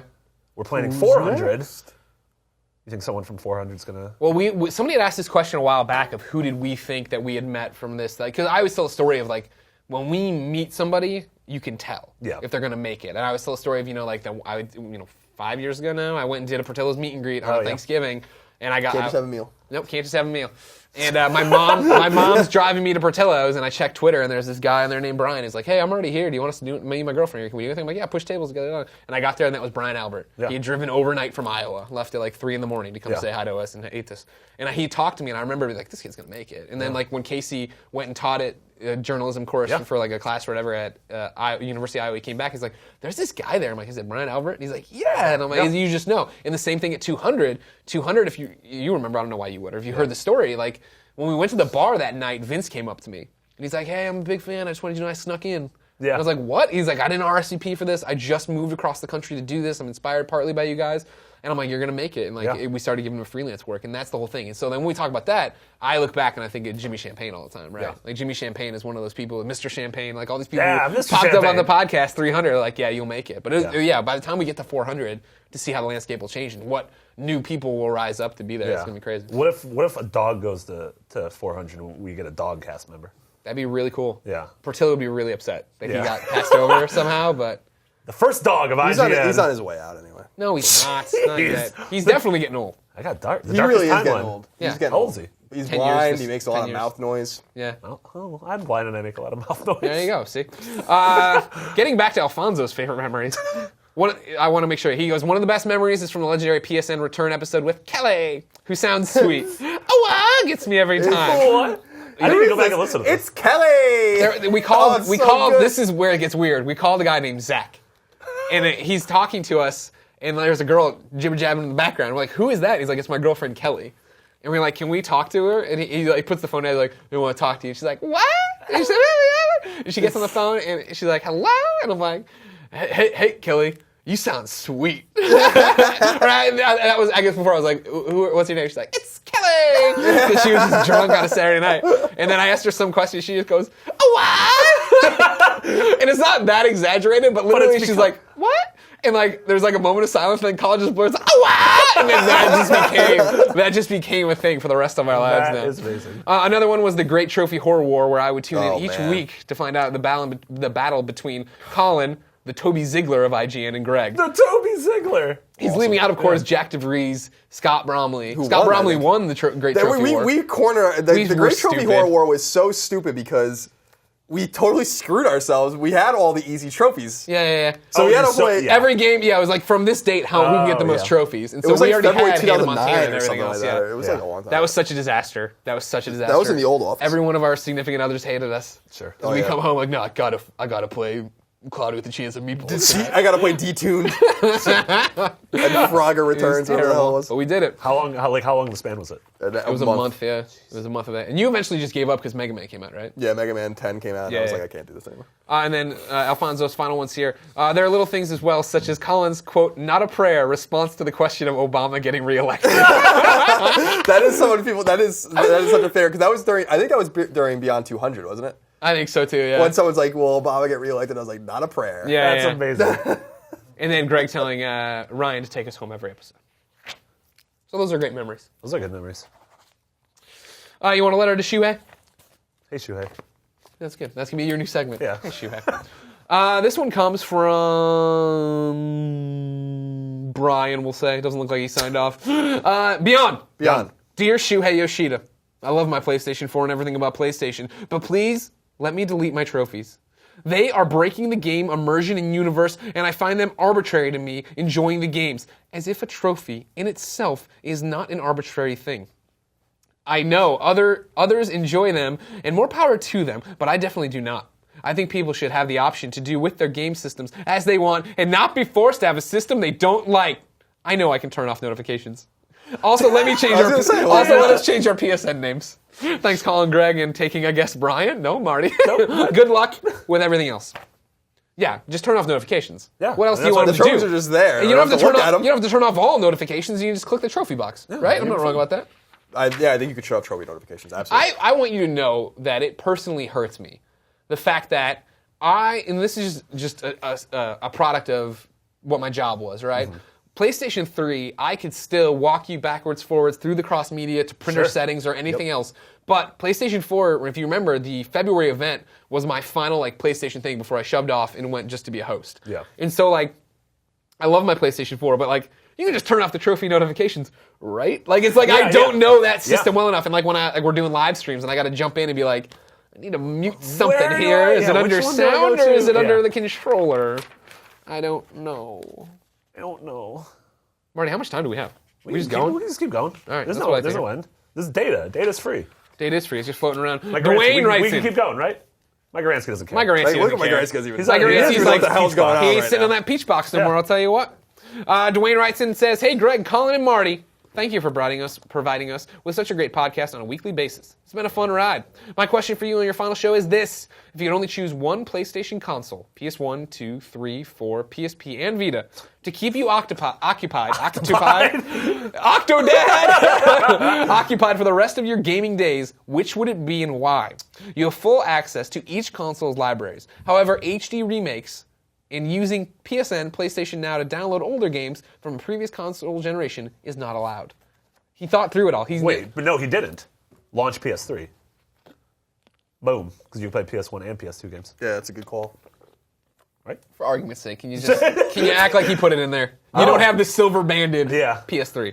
Wow, that's tough. I would probably. I love all of those consoles, but I mean the new experiences on PS4. I'd probably just stick with PS4 and see what the future held. That's interesting. Yeah. What if it turns out that the EMP goes off, but your TV and PS4 still work, so you never get more games, but you have that stuff. So Yeah, that'd be very unfortunate. I guess I'd be playing a lot of Killzone Shadowfall. You don't have a full-fledged library. God help us. God help us. What would you? Okay, so remove PS4. Of those three, what would you choose? Or in the handhelds too. Yeah, you put the handhelds in there. PS3 probably, because then you can get PS1 classics and PS2 classics. No, you can't. Didn't he say you can't? Yeah. What are you talking about? And using PSN, PlayStation Now to download games is not possible. Not allowed. Oh wait, can you still play PSN? Wait, so you can't play PSN Journeys? He said the sentence reads. I don't like this next question. All right. That's just a ridiculous PlayStation Network. However, HD remakes and using PSN/PlayStation Now to download older games from a previous console generation. Then PS3. Fine, done. Play Horde all day. Oh yeah, get your treasure. Don't play Horde. What? You don't like Horde? Horde's fine, but don't. But like, I think I'm gonna go It's arguably PS1. the best game of all time. PS1. I'm gonna have Crash Warped, Tomba, Gex 2 Enter the Gecko, Devil Dice. Devil Dice, every Square game. Pandemonium. Panda Muskium. I know pretty him. good. Yeah, that's good. Where to go from here? No, I'm thinking about what I want. I never said which system I wanted. I'm saying no to PS1 because it ages poorly and doesn't look great. Sorry to break it to you. It doesn't. Terrible people. What are you talking about? It doesn't. It doesn't age great. I thought you were saying you did. Okay, sorry. You jumped down my throat for it. I thought you were trying to fight me. Get out of his throat. I'm sorry. PS2, I felt like I played a lot. And I feel like the games I skipped that I don't have, like a lot of JRPGs in there, I don't know if they would speak to me enough to go back and do it. Wild Arms, man. So then I'm to PS3, which again I covered here, so I've played a large selection of the PlayStation 3 library. I think I can make a case for Vita. I think there's a lot of games I still haven't played. Sword Art Online. You can make a case for PSP too. But again, PSP, I was here through it. I was the PSP guy. PSP is like my bro, my baby. I still love my PSP Go. Is it your bro or your baby? Is both? Can it be both? Baby bro. I don't think that's possible unless you. Well, I don't mean like in a unless you. Well, I don't even want to go down to how that would be possible because it Okay. would be a little messed up. I think. Okay. But PSP is another one I feel like I know everything about. You know what I mean? Yeah. Like I'm good with the PSP. I'll say Vita just because I think there's a lot of stuff I still haven't played on Vita. Sure. Just haven't had the God time. bless that Vita. Huh? I love that Vita. That's what I was thinking. Laying in bed the other day, playing Persona. I'm just like, damn. Like, come on. I like you, Vita. What a system this thing is. You know what I'm saying? I know Marty what you're Sleva? saying. I know what you're saying. Colin. Yes. You have a question about and I'm just going to be vague on this one. Oh. The PS3s in your lifetime. Wait, the PS3's in your lifetime? Yep. Best IGN memories. Oh. There's a lot of sappy letters. You can have a sappy letter, or you can have any of the other two I said. Let's do a sappy letter. Oh, Jesus, all right. I did not expect that from It's you. actually just full of. Thank you. It's just like sticky and full of tree blood or whatever sap is. Yeah. Is it tree blood? Yeah. As far as I I saw understand. that's a show about vampires. I'm a botanist, and Yeah. this is certainly, I'm a botanist. and it is certainly tree blood. I wasn't prepared for you to say sappy, so now I just need to find a good sappy. I'm sorry. There's a lot of letters I put in here. This is theater of the mind now. You were just saying things. You didn't even mean that. I really, I'm just kind of on autopilot. Anybody else really tired? All right, here we go. We're just going to jump into Andrew Street's letter, which was good enough to make it on here, but I don't have anything highlighted, so I don't know where we're going. Don't worry. Beyond. Beyond. Greetings, Greg, Colin, and Marty. I just wanted to write and tell you guys thanks, as I'm sure many fans will do. Thank you for the laughs, the entertainment, the tears, and the experience. God damn it. I was close in this one. Experience of being part of the PlayStation. Experience of being a part of a community so strong and passionate that it's unbelievable. Greg and Colin. God damn it. Want me to read it? Yeah. Greg and Colin, it started as just a podcast when I first started listening. Little did I know you guys would become what almost feels like great friends. Though there's more to it than that. You guys became people I look up to and respect. I guess you guys became Sword Art Online. I guess you guys became... I'm going to do what you do, Greg. I guess you guys became heroes to me. You guys are and I'm damn it's proud just of that. I hate it when I'm reading a letter and it's something in the letter that throws me off, but then I just look like an idiot. So I got to point out to the world this person screwed up, not me, because I screw up enough. You both have inspired me to be more outgoing, more confident, take risks, and try new things both in video games and out. You've helped me through college, stress, fights, long commutes, everything. You guys truly are heroes to me, and you know how they say you don't meet your heroes. Well, I had the pleasure of meeting you guys at New York Comic Con and hopefully PAX East, and I was moved at how much you guys cared for us, the fans. Standing and talking or taking pictures with each and every one of us, eager to discuss anything. Of course, Marty was there too and might possibly be one of the nicest people I've ever had the pleasure of meeting. Oh. And I have no doubt that he is the right fit to take the reins of Beyond. I agree too with that. So thank you guys for everything. Though your run on Beyond is over, the new content on YouTube and Patreon has been awesome. I'm excited to be along for the journey of both of you, Tim and Nick, of course. Best wishes and Beyond, Andrew Street. Very nice. Thanks, very Andrew. nice letter, Andrew. Thanks, Andrew. Thank you. All right, back to a PlayStation question. Oh, Jesus Christ. I thought that was the end. Usually you ask a question when it's over. Yeah, well, I think I was just trying to give somebody else the pressure. Sure. Put it on somebody else. How many questions do you want to do? You want to do one more? Let's do one more. Let's do one more. Okay. All right. Let's do two more. Let's do the PlayStation one, and then we'll do IGN Memories. Got it. Alex Irish writes in, and that's a great name. That is good. Hey, Greg, Colin, and the ever-rotating third chair, Martin Sleva. Whoa. Is it your name fully Martin? Is that Yeah, your real Martin Christopher Sleva. Gotcha. Is Marty McFly's name Martin? Presumably. I don't. He's not. I mean, he's not real, is he? Well, not real, but I mean... He's real to me, damn it. He was a Jim Henson Creature Workshop Creations. Is that true? No, that's not true. Seeing as this is tragically Greg and Colin's final Beyond as regulars, I want to ask the question before they go. How many PlayStation 3 systems have you guys gone through due to breakdowns and defects? I myself have gone through 3 60-gig models, 2 of them succumbing to the yellow light of death, and the latter having a broken disk drive at one point. I'm on my 3rd system since July 2012, and it recently overheated and shut itself off twice in less than a month. Wow. Meanwhile, I've had 2 Xbox 360s in total, and they have never red ringed on me. I merely upgraded to the Slim. People complain all the time about this 360's red ring of death. Honestly, not really in the last 6 years. Thanks for stepping out of here. He's like, oh man, Greg and Colin are leaving after Podcast Beyond episode 85. They ain't got nothing on my PS3. Thanks for all you do, and Godspeed to Greg and Colin on their journey. Number of PS3s we burned out. A lot at work, but not... Yeah, what about personal At ones? home, I didn't even own a PS3 until the Slim came out in 2009, so... as we infamously used to talk about on Podcast Beyond, not infamously, famously, we had huge conversations about that, about when it was the right time, about the pricing. Yeah. My whole thing back in the day was that I refused to pay more than $300 for a PlayStation 3. I was like, PlayStation 3 is worth $300, and I'm not paying any more than $300 for it. Yeah. And I could afford it at 4 or 5, but it was just like, I'm not buying it. Yeah. Like, I wanted to speak with my wallet, as I often tell people to do. I waited my till, Slim still works. I waited till the MotorStorm bundle that they did, and price drop with that. But yeah, I don't think it ever broke. I never upgraded it, so it was the one I had forever, right? Yeah. Oh, no, I did upgrade it once. Why did I have a upgrade it? Slim. It did break. It broke when you were watching Sopranos. Right, and so the Sopranos disc is gone to history because you cannot get anything out of it. For a second I thought you said while you're watching Sabrina, and I was like, Sabrina the Teenage Witch? Yeah, he was watching those DVDs. Yeah. I said, no, it was just I got a sad text message. I forget where I was. I think I was in Colombia or whatever.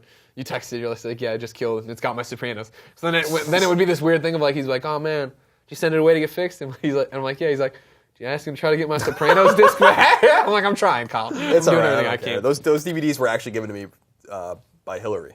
Oh, Hillary Goldstein, of course. So I didn't buy them, and I regretted that the disc was gone, but I had seen The Sopranos already, and I was just watching them again for fun. That's good. Sure. So yeah, that happened. IGN, I burned out a couple. Though, Yeah. I mean, the infamous story for me with burned out units. Did you burn out a PS3 at all? No, I got mine the day Guns of the Patriots came out. Oh, nice. And still the one I... Did you get the gunmetal gray one? Nope. Damn you. Gunmetal, just black. Just black, like a handle of a gun. Yeah. No, the story I always think about when I think about burned out systems is the infamous when Roper was our boss. When Roper took over the PlayStation team, and then it was me and Clements underneath him. Roper, of course, takes this job, ascends up the ladder to take control of the team, and he's got so much pressure on him. I remember he didn't go to lunch for like a month. He didn't have time because he was trying to figure out like all his responsibilities and live up to the responsibility that Dunham had left, because obviously there was huge shoes to fill. And Clements had just started still. He was still super, super fresh. And so Clements was reviewing I want to say, what is the, I think it was the emergency game that came out on PS2 that was like, State of emergency? No, it was like after a disaster report? Something like that, where it was after an earthquake, there was a flood, and you had to like navigate around. Fracture. No, not fracture. Doesn't matter. We got it early, and we were running on a debug system. And so Clements got it, and he put it in, and he started playing it, and it broke the system. Like, the system just stopped working. And he turned to Roper, and he's like, hey, even Clements, when he came on, was super shy, super apologetic. Mm-hmm. And he's like, hey, excuse me, Chris, this... And Roper's like, that's not possible. There's a debug disk has never broken a system. It's not possible. I'm sure something's wrong with it. Try it again. It didn't work. And Roper's like, all right, just take mine. Just take mine and do it, all right? Because, Roper's doing a million things. He come and he put it in there and put it on, and it broke Roper's. And he came back, he's like, it broke yours. And Roper's like, that... No. And he got up, and he went over there, and he couldn't get it to work. He grabbed another one and put it down and put it in, and it broke that system, too. And Roper's just like... And he ejects it out, and he just takes the disc and breaks it in half, throws it down, and walks back to his desk, and Clements is just, sitting there. That was supposed to be his whole... That was his whole day, and he's just like, I don't know what to do now. I'm just email the people who sent you the disc, tell them what's happening. That's amazing. But that was that. My boss broke it in half. Yeah. All right. Your final question of Podcast Beyond, episode 381. The palindrome. What? Isn't it a palindrome? 381? It's not a palindrome. No, not at all. I thought I had the wrong definition of a palindrome for a second. It's an onomatopoeia, I think. Yeah. Oh, my God. As far as I understand. This one comes from Wiga Chen. He says, Dear Greg, Colin, and Marty. Hi. Beyond. Beyond.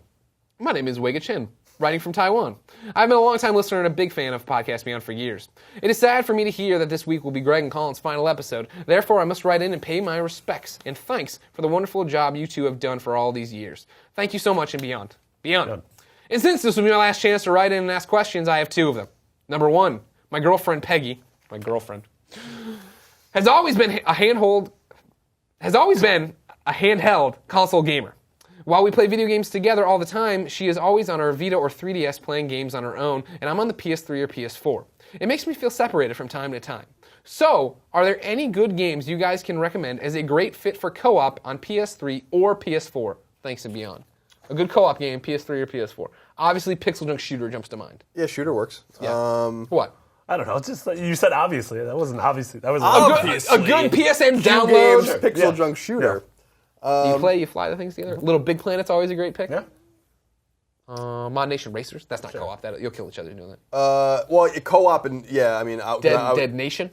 Dead Nation works, but I was going to say, I mean, it's not co-op. It's competitive. I guess you could do a co-op in the campaign. Maybe it would be Towerfall. Mm-hmm. A lot of good downloads. I'm a big fan of playing games with significant others. Not necessarily even multiplayer games, but I played through Catherine, my girlfriend at the time. I played through a lot of Telltale games, and those are sort of fun to just making the decisions together. Telltale's a great example. Yeah. It's a story game. So even though you're the player, you're not doing too much. Something pops up. Oh, what do we do? Yeah. I think it's how Damon plays all the Telltale games. Those are fun. I like that Damon. All right, there you go. Mm-hmm. His second question. If it's not too personal to ask, could you tell us what are some of your best memories at IGN and how you and Colin have come together as great colleagues and great friends? Thanks and beyond. Beyond. It is too personal, so we're not going to go into it. That's the end of that. Best IGN memories, so not just limited to Podcast Beyond. I don't know. I mean, we've talked about a lot of them before. I mean, I kind of like. There's just a lot of them. I mean, I remember the first time I met Clements. We started on the same day, July 16th, 2007. It was the same day Ryan Geddes started as well. I'll never forget we had to go to HR together. This is when Fox owned the company still to meet up with people, and, get your binder and your information, whatever you need. And I remember Geddes and I were just dressed in t-shirts and jeans. We were kind of familiar with the gaming industry, and I had been an intern at IGN, so I knew what the culture here was. It was really kind of me just coming home, and I remember Clements was in a suit and his tie. Yeah. And I was so fun. I was who the hell is this guy? Yeah. And he ended up being one of my great friends. There's just a lot. I mean, there's just really random, silly memories. The brilliant thing about IGN, without being too specific, is that it really is one of those places you work in your 20s or in your 30s or whatever, and there is camaraderie and friendship and family. And it was, as I always tell people, I left on my own accord, which is what you did too, and like we could have stayed here for maybe as long as we wanted to. I don't know. It's like, but I always look back and be like, IGN was an amazing way to spend my 20s. Right. You know what I mean? Like, I was 18 when I started freelancing, I was 19 when I was an intern, and I was 22 when I was hired, and I left when I was 30. You know? I was associated with this website for a very long time. Yeah. And so, I mean, memory, I'll never forget. I was an intern. The first time I came out to IGN, I was 18. I was only here for a couple weeks, I think, doing some stuff. And I was so long ago, it was 2 offices ago. Yeah. You know what I mean? Like, I think I'm the only person in this office except for Nick's that was ever in that office. You know what I mean? Sure. Like, it's incredible like how long the tendrils go back. Yeah. Not to mention when I came back when we were in the office in Brisbane, and I don't know, man. I mean, I'll always remember and hold IGN in the highest regard for the things they've done for me. Yeah. It's not so much about the memories that I brought with me as much as it was about the friendships and the relationships that I built. Yeah. And the knowledge that I gained, the systemic knowledge I gained from IGN. I thought I knew games when I came here, and I did, but I really know games now. Oh, yeah. And it was because you just have to. I remember when I got here and Craig Harris would quiz me on who developed the game I was talking about. I'm like, I don't know. It doesn't matter. And he's like, what are you talking about? Yeah. It so matters. And like, you now, obviously 8 years later, you look back like, oh, of course it does. Yeah. But like at the time, you didn't think about it, right? Yeah. In the same way I always talk about it, like, does somebody who, like, that was the big thing with Last of Us, right? Are people going to understand that the people who made Uncharted made this, and that's why they should care about it or do something with it? For me, you hit the nail on the head. I mean, in terms of memory, like we talked about all a million Beyond ones, obviously, here, and you've heard me on GameScoop before, too. But it's camaraderie, for sure. I always think back to E3s. I always think back to like how stressful E3 is, what a pressure cooker it is, but how that's when you feel like you all become part of this team, and that's when it works. And that was the, like, yeah, that was, you started the day after it, right? When you guys did or whatever, is that right? What? Well, he said July. July I started, it was A couple weeks. Okay, but I mean, this is when E3 used to be older, because wasn't nobody here the first day? Yeah, no one was here. Yeah, it must have been. Because I thought we had the day off after Santa Monica E3 maybe. Yeah, exactly. It was. But I remember, like, that was the thing for me of, like, getting into that area, and then, like, because you're hanging out, and I remember everything, obviously, but, like, when I got off the plane, and, like, the plane took me, the cab took me right to IGN. Oh, the plane would have taken you right to IGN. But like seeing the mountain of South San Francisco, just like that was so unlike any terrain I'd ever seen being in the Midwest. Yeah. And then getting there and taking photos to send my parents. Like, there's palm trees in the front of this office. Like, are you kidding me? And then like Roper gave me my tour and took it upstairs and like the package room, and he's like, yeah, packages come in. Oh, here's one for me, and I was like, I can't wait till I get packages, till somebody knows to send me something here. You know what I mean? Now every time you get mail, you're just like, oh. Oh god, yeah. The doorbell rings, Portillo goes crazy. I got to stop at live stream and go get a goddamn package.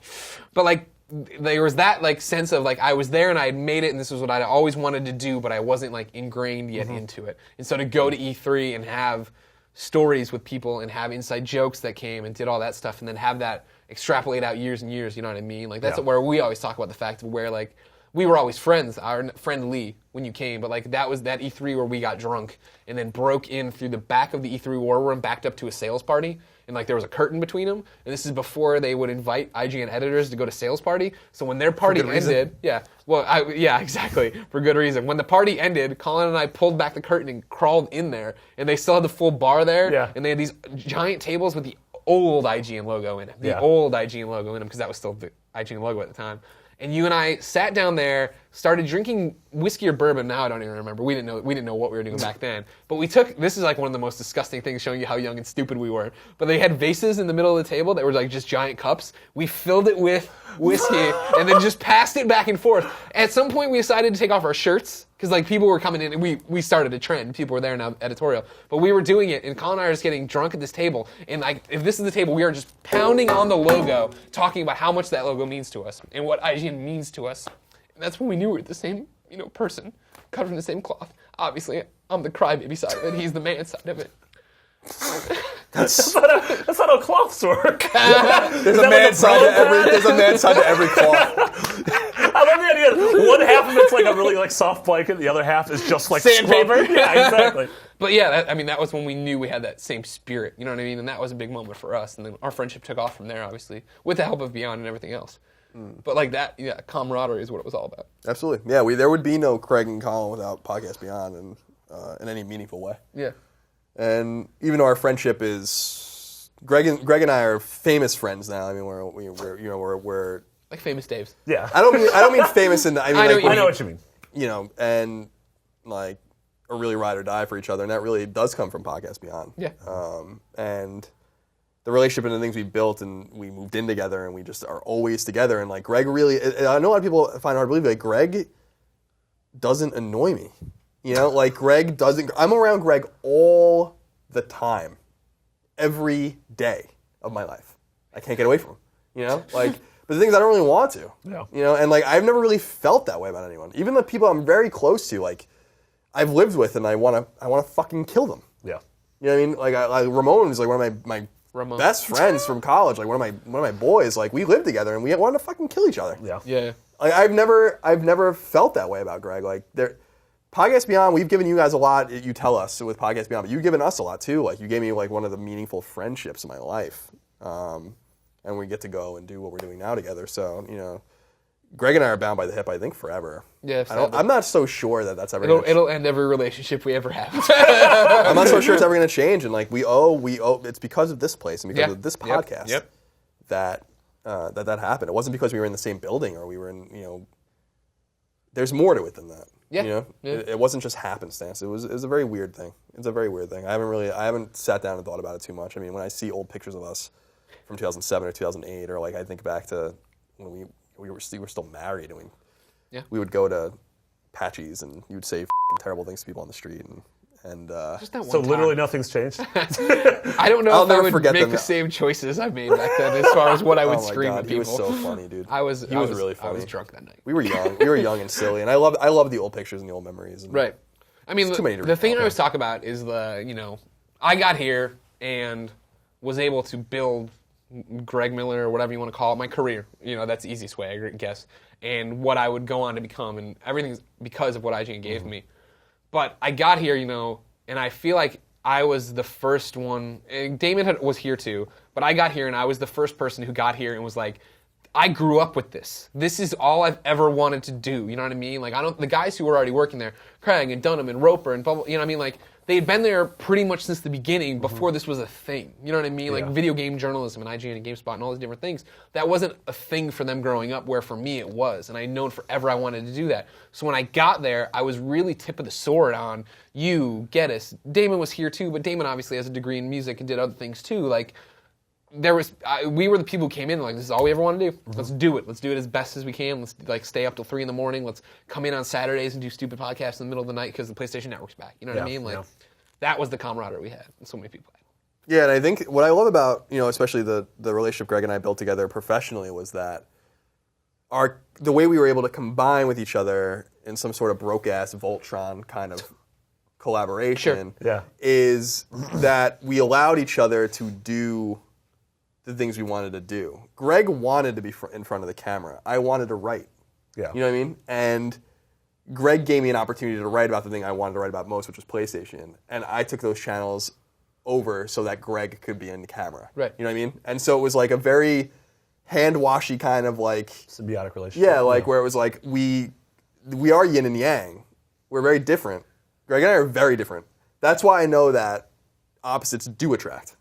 And it's like, and it's something that it's real. It's real to me, damn it.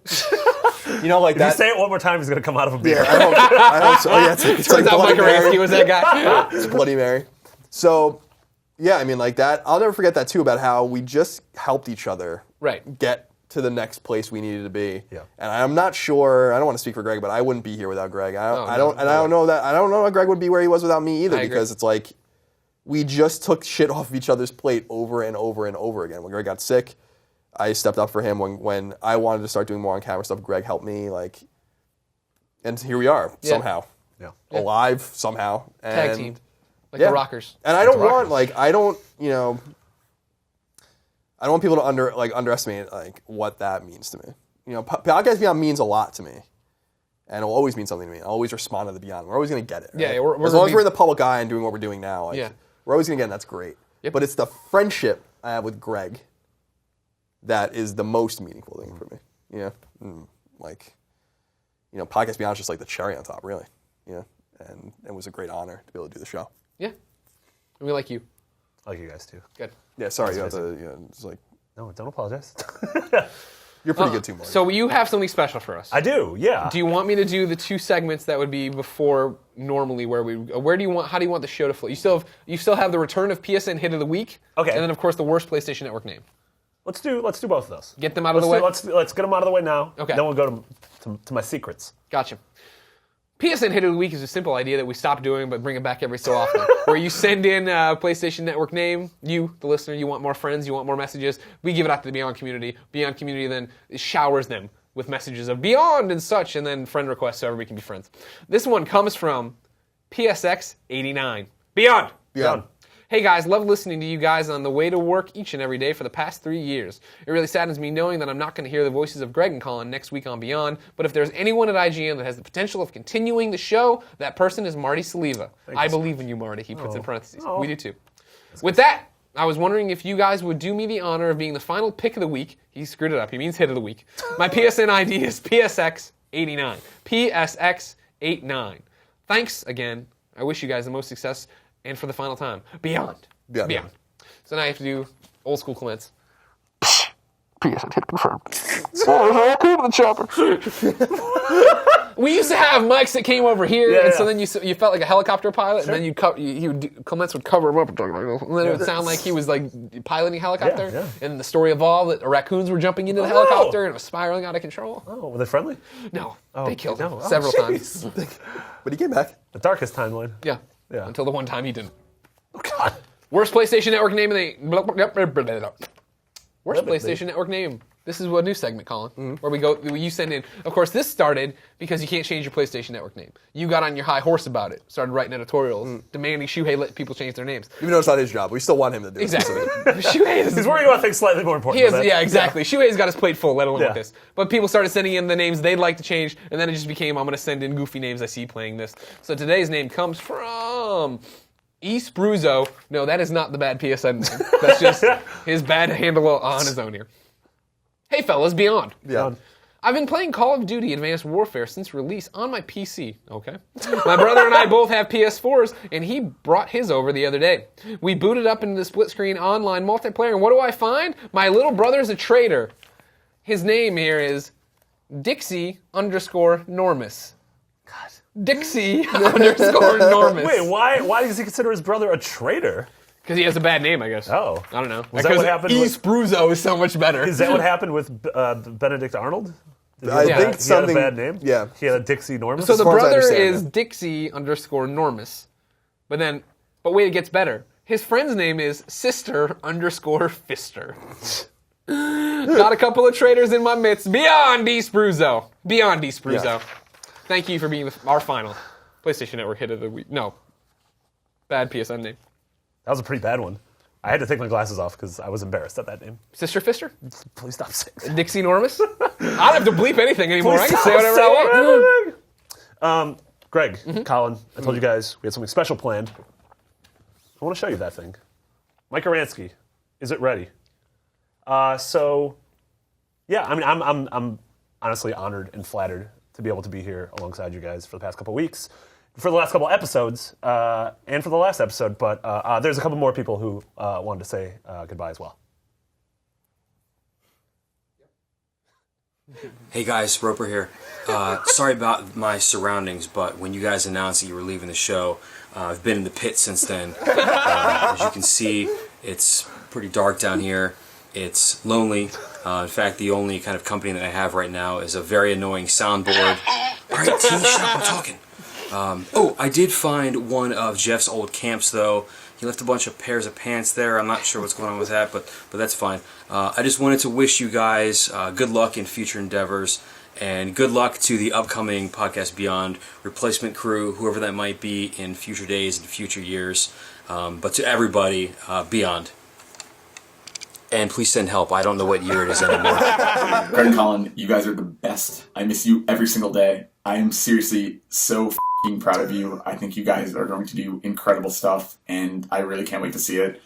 I started as a fan. I will always be a fan. You guys are the best. Seriously, good luck. Beyond.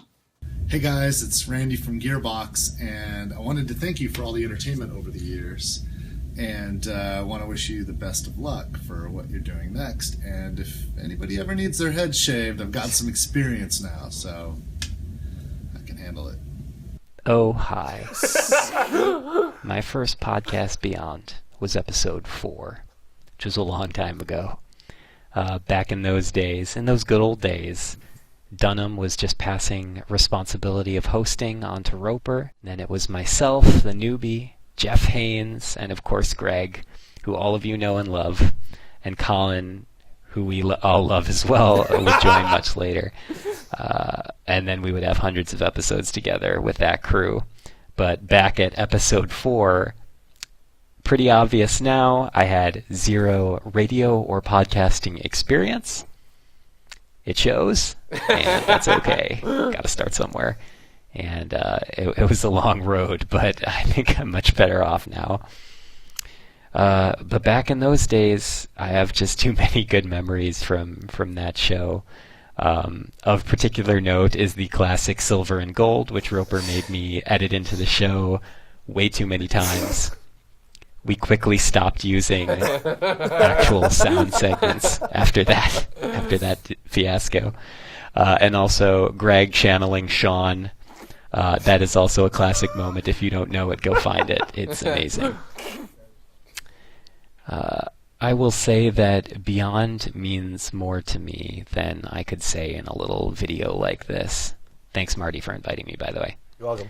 But the amount of close friends that I've made outside of Greg and Colin, but the other folks at IGN, the IGN community, the Beyond community especially. I've met some of my closest friends through that podcast, and I think about that all the time, and I just have too many blissful memories of the show and of those experiences. And it also gave me a chance to grow with the Beyond community and to make all those amazing memories with you guys and girls. And it was just a blast. So I will say that I just can't wait to see what Greg and Colin do next. I mean, I kind of have, and it's awesome. So I wish them nothing but the best. And it's bittersweet to see them go, because that show was a part of my life for years. And just doing it every week, no matter how bad our days might have been going, to hunker down in that podcast room, within 15 minutes, we were all just in really high spirits, talking about the things we were most passionate about, sharing them with a global community that I adore, was really special. And now I really think it's special when I can get Colin to laugh. But let me tell you something. Getting Greg to laugh, really laugh, remains to this day the best feeling that I have when I tell one of my abysmal jokes. Getting Greg to laugh is a true triumph of the human spirit. And of course, Colin the same way. I just love those guys so much, and I'm going to miss their contributions to Beyond. But Beyond continues, and I just want to say to you, the Beyond community, to the Beyond hosts, and to everyone that's ever been a part of or has been touched by the show, past, present, and future, I wish nothing but lifelong happy memories to each and every one of you, because that is what the show has given to me, and I just wouldn't trade it for the world. So, Beyond. Hi, Greg and Colin. How are you? It was, surprise, but, congratulations. I'm very excited for your new ventures. Ever since Greg started up at noon, and I felt like, Greg might, become like a, future TV personality of sort, trying new things. and so everybody grows up, and the things that you've done to IGN and beyond, it's amazing, and I was so fortunate to become part of that.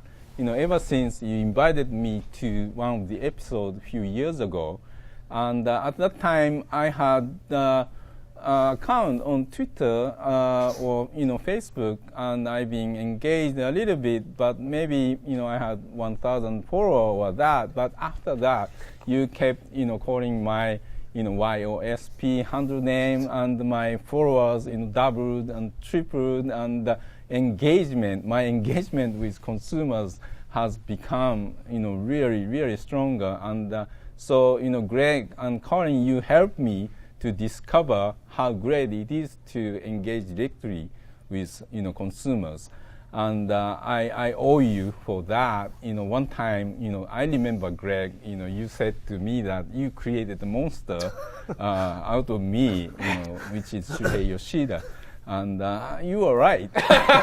So the direct engagement with consumers, I learned a lot from what you have done, through Beyond and through IGN, and it's great that you were able to build upon that, and it's been great to be a part of Beyond community. The joining the podcast Beyond 300 was the amazing experience. It's not just you two, but the whole IGN crew joined force with very passionate consumers.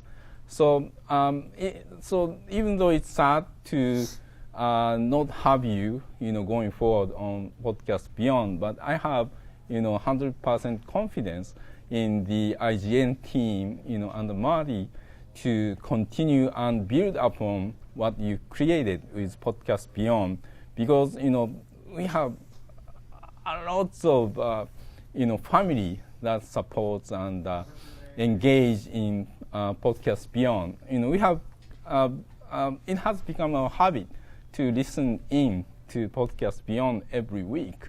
We cannot live without it. As long as we play on PlayStation, we will rely on Podcast Beyond to give us the latest news and understanding of what we are doing, the new games and reactions and reviews.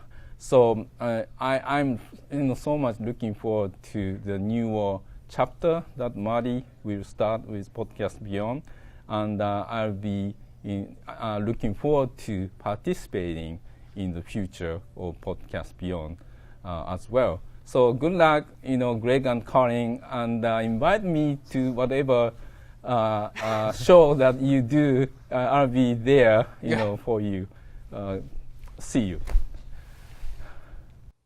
So yeah, that was just obviously a small taste of the people across the industry that way to half-ass it, you guys God that you guys have touched, honestly, and coming from me personally, sort of the transition I made coming into the building, into the industry, into IGN.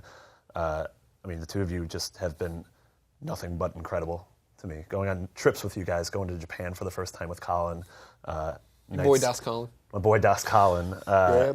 Nights at New York Comic-Con, just hanging out, just me and you, just getting pizza, getting recognized at a random Two Bros in New York, helping me through, shitty times in my life, and honestly teaching me what it's like to be in this industry, the respect to have for fans, doing panels and going to meetups and meet and greets with you guys, and realizing like this is the reason you guys were so good and continue to be so good at what you do is because of that, because it's not, you don't talk down to people. It is a two-way street. Yeah. And that's honestly the thing I've learned the most from the two of you, and the thing that going forward, I'm going to exhibit every day I do this job. And so honestly, from the bottom of my heart and the literal millions out there, thank you guys so much. Thank you. So that's sort of wrapping up my time on this episode. Sure. I just want to let everyone know, of course, like we said, Max and I are going to be back next week. Podcast Beyond isn't going anywhere. We're just building to get burn down. We're just going to find somewhere else to do it. Wow. Okay. Oh, that's it. We're just if gonna the building burns down, you can come record at our house. We'll let you use the equipment. Don't worry. That's really like a turn for the worst. And also, if it burns down, don't look at us. We are leaving on good terms. No, and I just want to let everyone know, I'll see you all next week, and let you guys know there are 2 open seats at the Beyond table, forever and ever for you two. And so you are always welcome back. You will be pivotal family members. Thank you very much, Marty. Of course. Before you go, of course, I need to remind everybody, Podcast Beyond is IGN's PlayStation podcast, the #1 PlayStation podcast on the internet. You can get it each and every Tuesday as an MP3 and video on ign.com, youtube.com/IGN, the IGN PlayStation 4 app. I said the IGN PlayStation 4 app. I got really high. That's what did it, huh? It's a beautiful app. It's a beautiful app. Mark Ryan crushed it. So much. It is a beautiful app, Greg. You can follow Colin and I to know what we're up to next at Game Over Greggy at No Taxation. Of course, Marty's still at IGN. He is at McBiggity. 2 G's, 2 T's. Yes, sir. All right. I'm going to give you guys a moment now to sort of address the fans one-on-one and say goodbye. Cool. Thank you, Marty. Hey there. So yeah, Colin and I wanted to say goodbye to you, obviously. Originally it was individually. Then the last second you put me out here, which I don't like where it's going. It's all right. It'll be all right. It's not all about you. I've written you a letter. I'm going to read it now. Podcast Beyond audience. To the Podcast Beyond. Yeah, to the audience, not to you. Just making sure. If you're in the audio, you're driving your van full of nuns right now, you have no idea what's happening. And I'm going to lose it during the letter. Good. Okay, good. I hate it. It's just me all the time. I think it's because you're a crier that you're not as pent up as I am right now. Oh, okay. To the listenership of Podcast Beyond. Sorry, I'm already losing it. Why'd you look at me? When you looked at me, I lost it. Today is a solemn day. Today marks the last time Greg and I will host Podcast Beyond, a show we've built together, along with Roper, Clements, Goldfarb, Jeff, and Bishop, for 381 episodes. 381 episodes. It's an extraordinary number, especially for Greg, who has been here since the main voyage. Since I joined the show as a permanent member around the time of the founding cast celebrated episode 100, I would occasionally get lost in Greg saying what number episode we were on that day. Ladies and gentlemen, welcome to Podcast Beyond episode... I would think, man, we're barely moving. These episodes are ticking by slowly, glacially. Then I would have more self-aware moments, particularly before, during, and after episodes like 250, 300, 350. And realize we've been doing this show week in and week out for what seems like forever. And in internet years for an audio podcast. Podcast Beyond is old. You'll find fewer podcasts still going strong that are older, more consistent, or better established than Beyond. I take a lot of pride in that. It's because Beyond has been with you for so long, and because so many of you have graciously let me into your worlds every week for years, that I hope you'll allow me to take a couple of minutes to talk directly to you and leave you with a few closing thoughts. First and foremost, I want you to know how much of a distinct honor and privilege it was to co-host this show for so long. For more than 250 episodes, me, you, and the cast that day would chat about PlayStation. That slowly turned into something more, a show that became not only about pieces of hardware, but about the people that listened to the show, too. This show became personal. Podcast Beyond became the #1 PlayStation podcast on planet Earth, and one of the most popular gaming podcasts of any kind, period. Not because of PlayStation, but because of all of you. Anyone can play a piece of PlayStation hardware. Seriously, go buy a Vita. But not everyone can foster the community we have. What Beyond has is rare, very, very rare. And it wasn't only me, Greg, and the rest of the co-hosts that built this community. You guys and gals out there are the community. Since I started co-hosting Podcast Beyond, thousands upon thousands of you have reached out to me on Twitter, Facebook, and email. And I must have met literally 1,000 of you in person over the years, too, at conventions and shows across the world. You guys recognize me at Tokyo and in Germany. You've been kind to me, generous even. You understood who I was, and you got not only what was in my brain, but my heart. I've always been known to say a controversial thing every now and then. My thoughts weren't always delivered as eloquently as they could have been. You embraced me anyway. You stuck with me through thick and thin. I'll never forget your love and support. I also want to take a brief moment to acknowledge and honor the people who have helped shape Podcast Beyond as permanent members. I owe Chris Roper a significant debt for gratitude for befriending me and bringing me onto the show. He, along with Jeff and Bishop, are smart and funny guys who have been missed. As for Clements and Goldfarm, I love them both. They're fantastic, talented individuals. I'm glad I still get to see them. We just saw Clements. Albeit not as regularly as I'd like. The good news for me anyway is that while I have to break up with Podcast Beyond, I don't have to break up with my brother, Greg. I want you to know a few things about Greg. I want you to know that he's one of the hardest working, most dedicated, most loyal, most trustworthy, and most caring people I've ever had the pleasure of calling a friend. I want you to know that there's no one on this planet whose balls I love busting more than his. And I want you to know that I'm lucky to be moving in a post-Beyond journey together with him. You can find us together in our next lives, and we hope you'll come with us on this new strange ride we're on. I owe Greg more than you could possibly know, and more than I could ever reasonably express. He knows that. I want you to all know it too. There's one last thing I want you to know, that I will never ever forget what hosting this show meant, what being a part of this community will continue to mean as Podcast Beyond evolves into its new form. I want to wish my very best to the team that will be taking over the podcast we built and established, and I hope that you will give the new Podcast Beyond a chance. Hell, it may just be better than the show we've been doing these past years. Greg and I are a bit off our rockers, after all. The Roper Report is no more. The Gold Farm Memorial is topic of the week. Just the tip, terrible PSN name, Ryan's wrap-up, all gone. What will never disappear, however, is the connection I have with all of you. The connection Greg and I have built with you over so many episodes, so many conversations, so many personal moments. Beyond remains and will always remain in my heart. I won't belabor this point any longer than to say I will miss this show, and I will never ever forget it. New dreams and endeavors have taken me from IGN and from Podcast Beyond, but I feel confident in saying that I will always be at the central makeup of the show's soul, and that's good enough for me. From the very bottom of my heart, I wish you a healthy and hearty Beyond one last time. Thank you again for everything. It's been a pleasure. That's it. Love you. Love you too. Man, you are sweaty today. It's weird. You don't do that. I swear, I think I can pull most of it together today. And I know so many of you are already following us on Twitter, following us to our next adventure. I know this isn't goodbye, and that's why it's really weird to obviously be so upset to sit here and, Colin delivers this beautiful, basically eulogy for this thing that we love, and it's not that it's dead to us, or IGN's dead to us, or you're dead to us. It's just bittersweet to, chase our dreams somewhere else and leave something we built behind with you.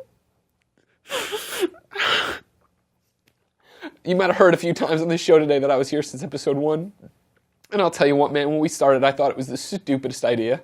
Like, why do another one of these? I was already on GameScoop, right? Like, I already had it set. Damon and I had a good thing going. Why put me into a room with my boss, the second in command, and Jeff Haynes, and have us do this show?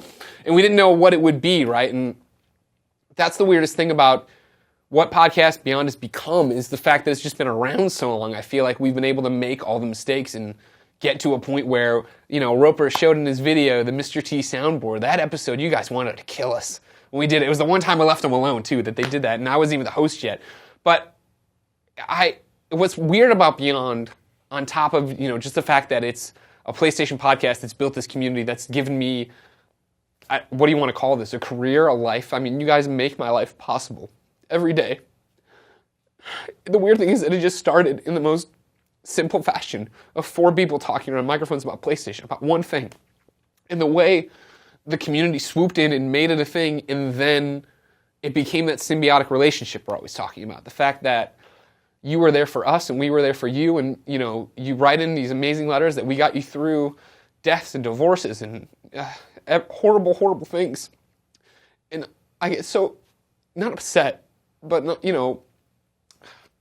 I get so thrown off when you think it's not both ways. You know what I mean? I tell the story a lot, I know, so stick with me and indulge me on my final one here. Just the fact that, for years we were doing Beyond and GameScoop, and I would meet people at events, and they'd be like, oh, I'm such a huge fan of you on Beyond. And I would go, awesome, man. And then there'd be this awkward exchange of them not saying anything to me. And I remember a few years in, I did it, and I had a few at a meet and greet, and I said to this kid, I'm like, oh, awesome. I'm like, I'm sorry. And he's like, what are you sorry for? And I'm like, I'm not what you expected. I don't know. You're being quiet. And he's like, no. The relationship is you talking to me. I sit in my car and listen to you. I walk to class listening to you. I don't know how this goes. And for me, that was a light switch moment on how to interact with you when I meet you at events and stuff. And so there's all these little things that get you to today, get you to episode 381, get you to Greg Miller having 200,000 Twitter followers, and some of you calling me a celebrity and stuff, and then me telling you over and over and over and over again, you're a best friend. And I don't mean it in a salesy way. I don't mean it in a bullshit way. I mean it in a very honest way. That if you have listened to this show, you have gotten me at my most raw, at my most emotional, and I'm not afraid to cry in front of you, I'm not afraid to laugh in front of you, I'm not afraid to make jokes about you, because I've been here since episode 1. It has been 8 years of me growing up before your eyes into a man who can't not cry. No, I've grown up in front of you from when I got here and didn't know how to talk on a podcast, breathe into a microphone, do anything, to where now we're going to walk out of here today, and if somebody flipped a camera on me, I would be able to go, and I'd be able to deliver, and I'd be able to entertain you, hopefully. If you're here and you watch this long, hopefully you get that. You've seen me grow up, and that is the one thing that I don't think we knock out of the park when we talk to you. I mean, you've all been a part of, I guess, like the biggest ruse in history, in the fact that I call you my best friend. You are my best friend. This relationship goes both ways. And the fact of the matter is, my friends are my family. We are not a Podcast Beyond community. We are a family, and that's what this is. And for everything I've ever gotten you through, you've gotten me through. Whether it be divorce, or it's me getting cancer, or just me not being happy that there's no pad upon, you're there for me. And right now, it's the most stressful time of my life, and it's amazing, and I love it and everything else, but you write these letters to me, and when I'm down in the dumps and I'm just stressed out about work and I don't know what to do next because there's so much to do, I'll get a letter from somebody saying that we've inspired them, we've changed their life to go do something, to start their own podcast, to ask a girl out, to go to college, to do something so simple. I mean, we talk about video games sometimes. It's not even all the time, really. You know what I mean? We were talking about a bunch of bullshit in the beginning before we even got us our final podcast. We sit around and talk to you as friends because that's how it is. We are family. We are best friends. This is what it is. We have the shared interest. And I didn't expect when I left, when we announced that we were going to leave IGN, so many of you would come to us and say that we inspired you to do something. Because it's simple for us to do this. I sit around with my best friends, you on the other side of the camera, and then this. You know what I mean? Like, Colin touched on his letter, and that's what, I mean, if you notice, I was able to be a little bit stronger there, be more of the man side of the carpet, or whatever the hell I said earlier, and keep it together, because when he cries, like, that breaks my heart, right? Because you guys in this show, in IGN, not only gave me whatever this is, internet celebrity, gave me a career, gave me a home, a way to, feed myself and myself. You guys gave me my best friend. You gave me my brother. You gave me somebody who will do anything. You know what I mean? We do anything for each other. And that's why it's so exciting for us to jump out and do that. But know that that goes out to you as a member of the family as well. I've begun to ramble, so I will start to wrap it up. I'm proud that we get to inspire you. I'm proud that we get to be part of your life. I'm proud that you've gotten to see me grow up and show you that dreams come true. I always talk about I came here at 24 at IGN. No, actually 23, right? Yeah. And I was about to turn 24, it doesn't matter. This was the accomplishment of my dream, getting here. And over time, that dream has evolved and changed. And now it's something different. And it was time for us to go and do that different thing. And I love the fact that you've taken inspiration from that instead of sadness. That's obviously our greatest contribution, I think, to you. And so, as you know, every episode of Podcast Beyond ends in a song in a segment we call Ryan's Wrap Up. God, I hate it that I just go that high. You know what I mean? If it was just every song, every episode of Podcast Beyond ends in a segment we call Ryan's Wrap Up. I don't mind the crying, but when I go, like, what the fuck? Just stop. If you're a fan of the show, and God knows if you stuck it out this long, you must be. Every episode that it matters, that something huge happens on, we play a song called Go Beyond, written by Danny Weissner, performed by Danny and Tori Weissner, animated by the amazing Panda Musk. You know him well. I talked about it earlier in this show that, 200, I didn't catch up to the emotions. 300, I was a ball of emotions. And when this played at 300, I lost it and just cried and cried and cried. And it's one of the few tangible things we have that shows we've made an impact on people's lives, right? that there's this history to Podcast Beyond, that we've built something here, that even now that we're leaving and leaving it to Marty, that we'll still be a part of it, right? And what blows me away about Go Beyond is that every time I listen to it, every period of time I listen to it, I get something different out of the song. And obviously it's a no-brainer to play the song all about Podcast Beyond at the end of our final Podcast Beyond. But the thing about it is, like, if you listen to the lyrics are about this moment in time. They are about Colin and I going into the beyond to fight for something we believe in and to chase a passion and to do something. But they also are about you. And I knew I'd get too choked up to remember it all. This is the final, it's in the song, but like how Danny ends it and then fades out, right? This is the day of all new days. It's up to us this time. It is up to us, ladies and gentlemen, to do everything from here on out. It's up to Marty to make Beyond continue to go. It's up to this community to continue to support him. It's up to this community to come support us. It's up to Colin and I to continue to make the best content possible. And it's up to all of us to stay together and be family and make this industry better and make each other better. Podcast Beyond is basically the timeline of my life at IGN. And I couldn't have asked for a better show. I couldn't have asked for a better site. I couldn't have asked for a better job. And I couldn't have asked for a better family. Thank you all. Until next time, it's been my pleasure to serve you. It wasn't super high, but it was all right. Beyond.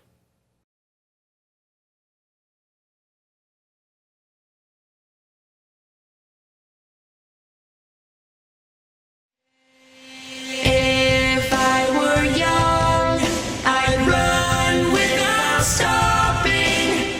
If I were old, I would cherish my days.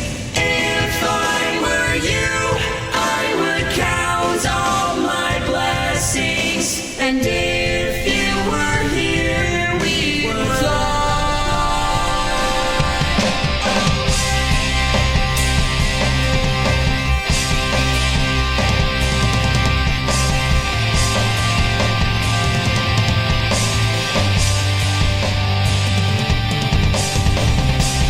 It's all the same, it's all the same. We're getting bored out here. Our own expectations fall away, lest we be forced to face that fearful shadow of all the things we wanted for ourselves. Ambition, gathering the dust to turn upon the shelf.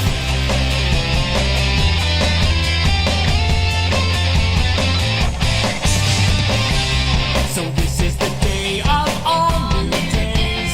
It's up to us this time. Our options are up, it's go or fade. So forward we step across the final threshold that serves to usher us into the throes of battle. From walk to run, we charge and we know we're gonna go.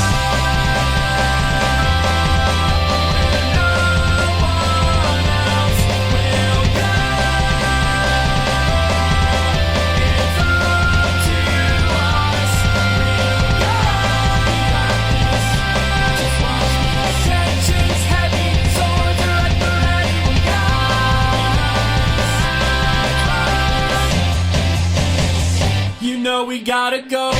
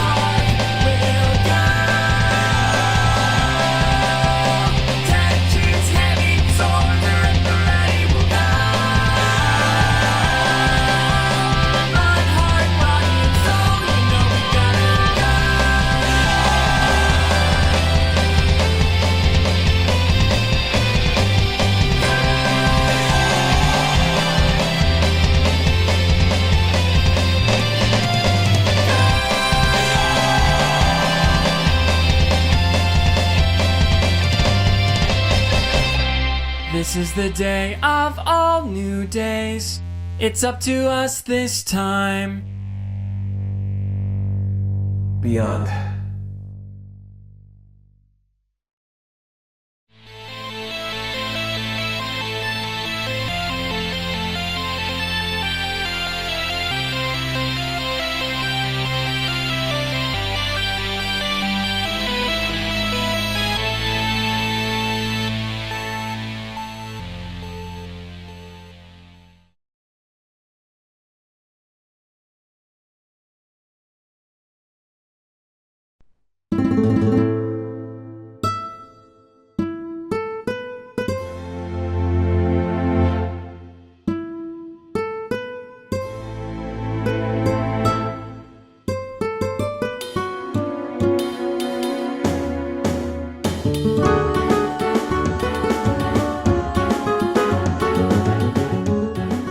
Hi, I'm Nathan Drake, and I wear panda musk.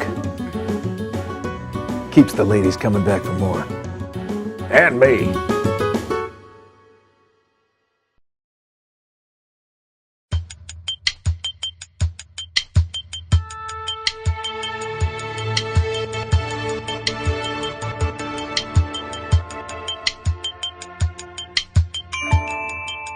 Hey everybody, welcome to the first episode of Podcast Beyond, the official IGN PlayStation podcast. Woo! I'm Jeremy Dunham, your host and editor-in-chief of the PlayStation team. And with me is Chief News and Features Editor, Chris Roper, who's formerly executive editor on the PlayStation team. Hello. Hi. We've got Jeff Haynes, who's an editor on the team. How's it going? And Greg Miller, who's also an editor. Beyond. Ooh, nice. That could replace Scoop. Exactly. It's not. I can't say Scoop in here. No. So this is experimental for us. This is the first podcast we've actually ever done as a team. So hopefully you'll like it, and if not, well, too bad. We're going to do it every week anyway. Or at least I'll make these guys do it, and I'll go somewhere else. So what we're going to do is we put a message board posting up for all our readers to check out and give us suggestions as to what they'd like to see in their ideal PlayStation podcast. And we saw quite a few suggestions. Number one, we'd really like to thank Justin Daly for the name Anticipation Station, which we're going to use later. And he also came up with the idea of calling our podcast Beyond. So thank you to him. Enjoy your nothing. Exactly. We have the no prize for you, borrow from Marvel. But, the first segment we're going to do is we're going to kick off every week with basically what the previous week meant for PlayStation news. And since Chris is the chief news and features editor, he'll be the one heading that up. And it was a great way for me to get him in these podcasts, even though he left us. Yes. And he wasn't here last week. So take it away, Chris. What was big in PS news last week?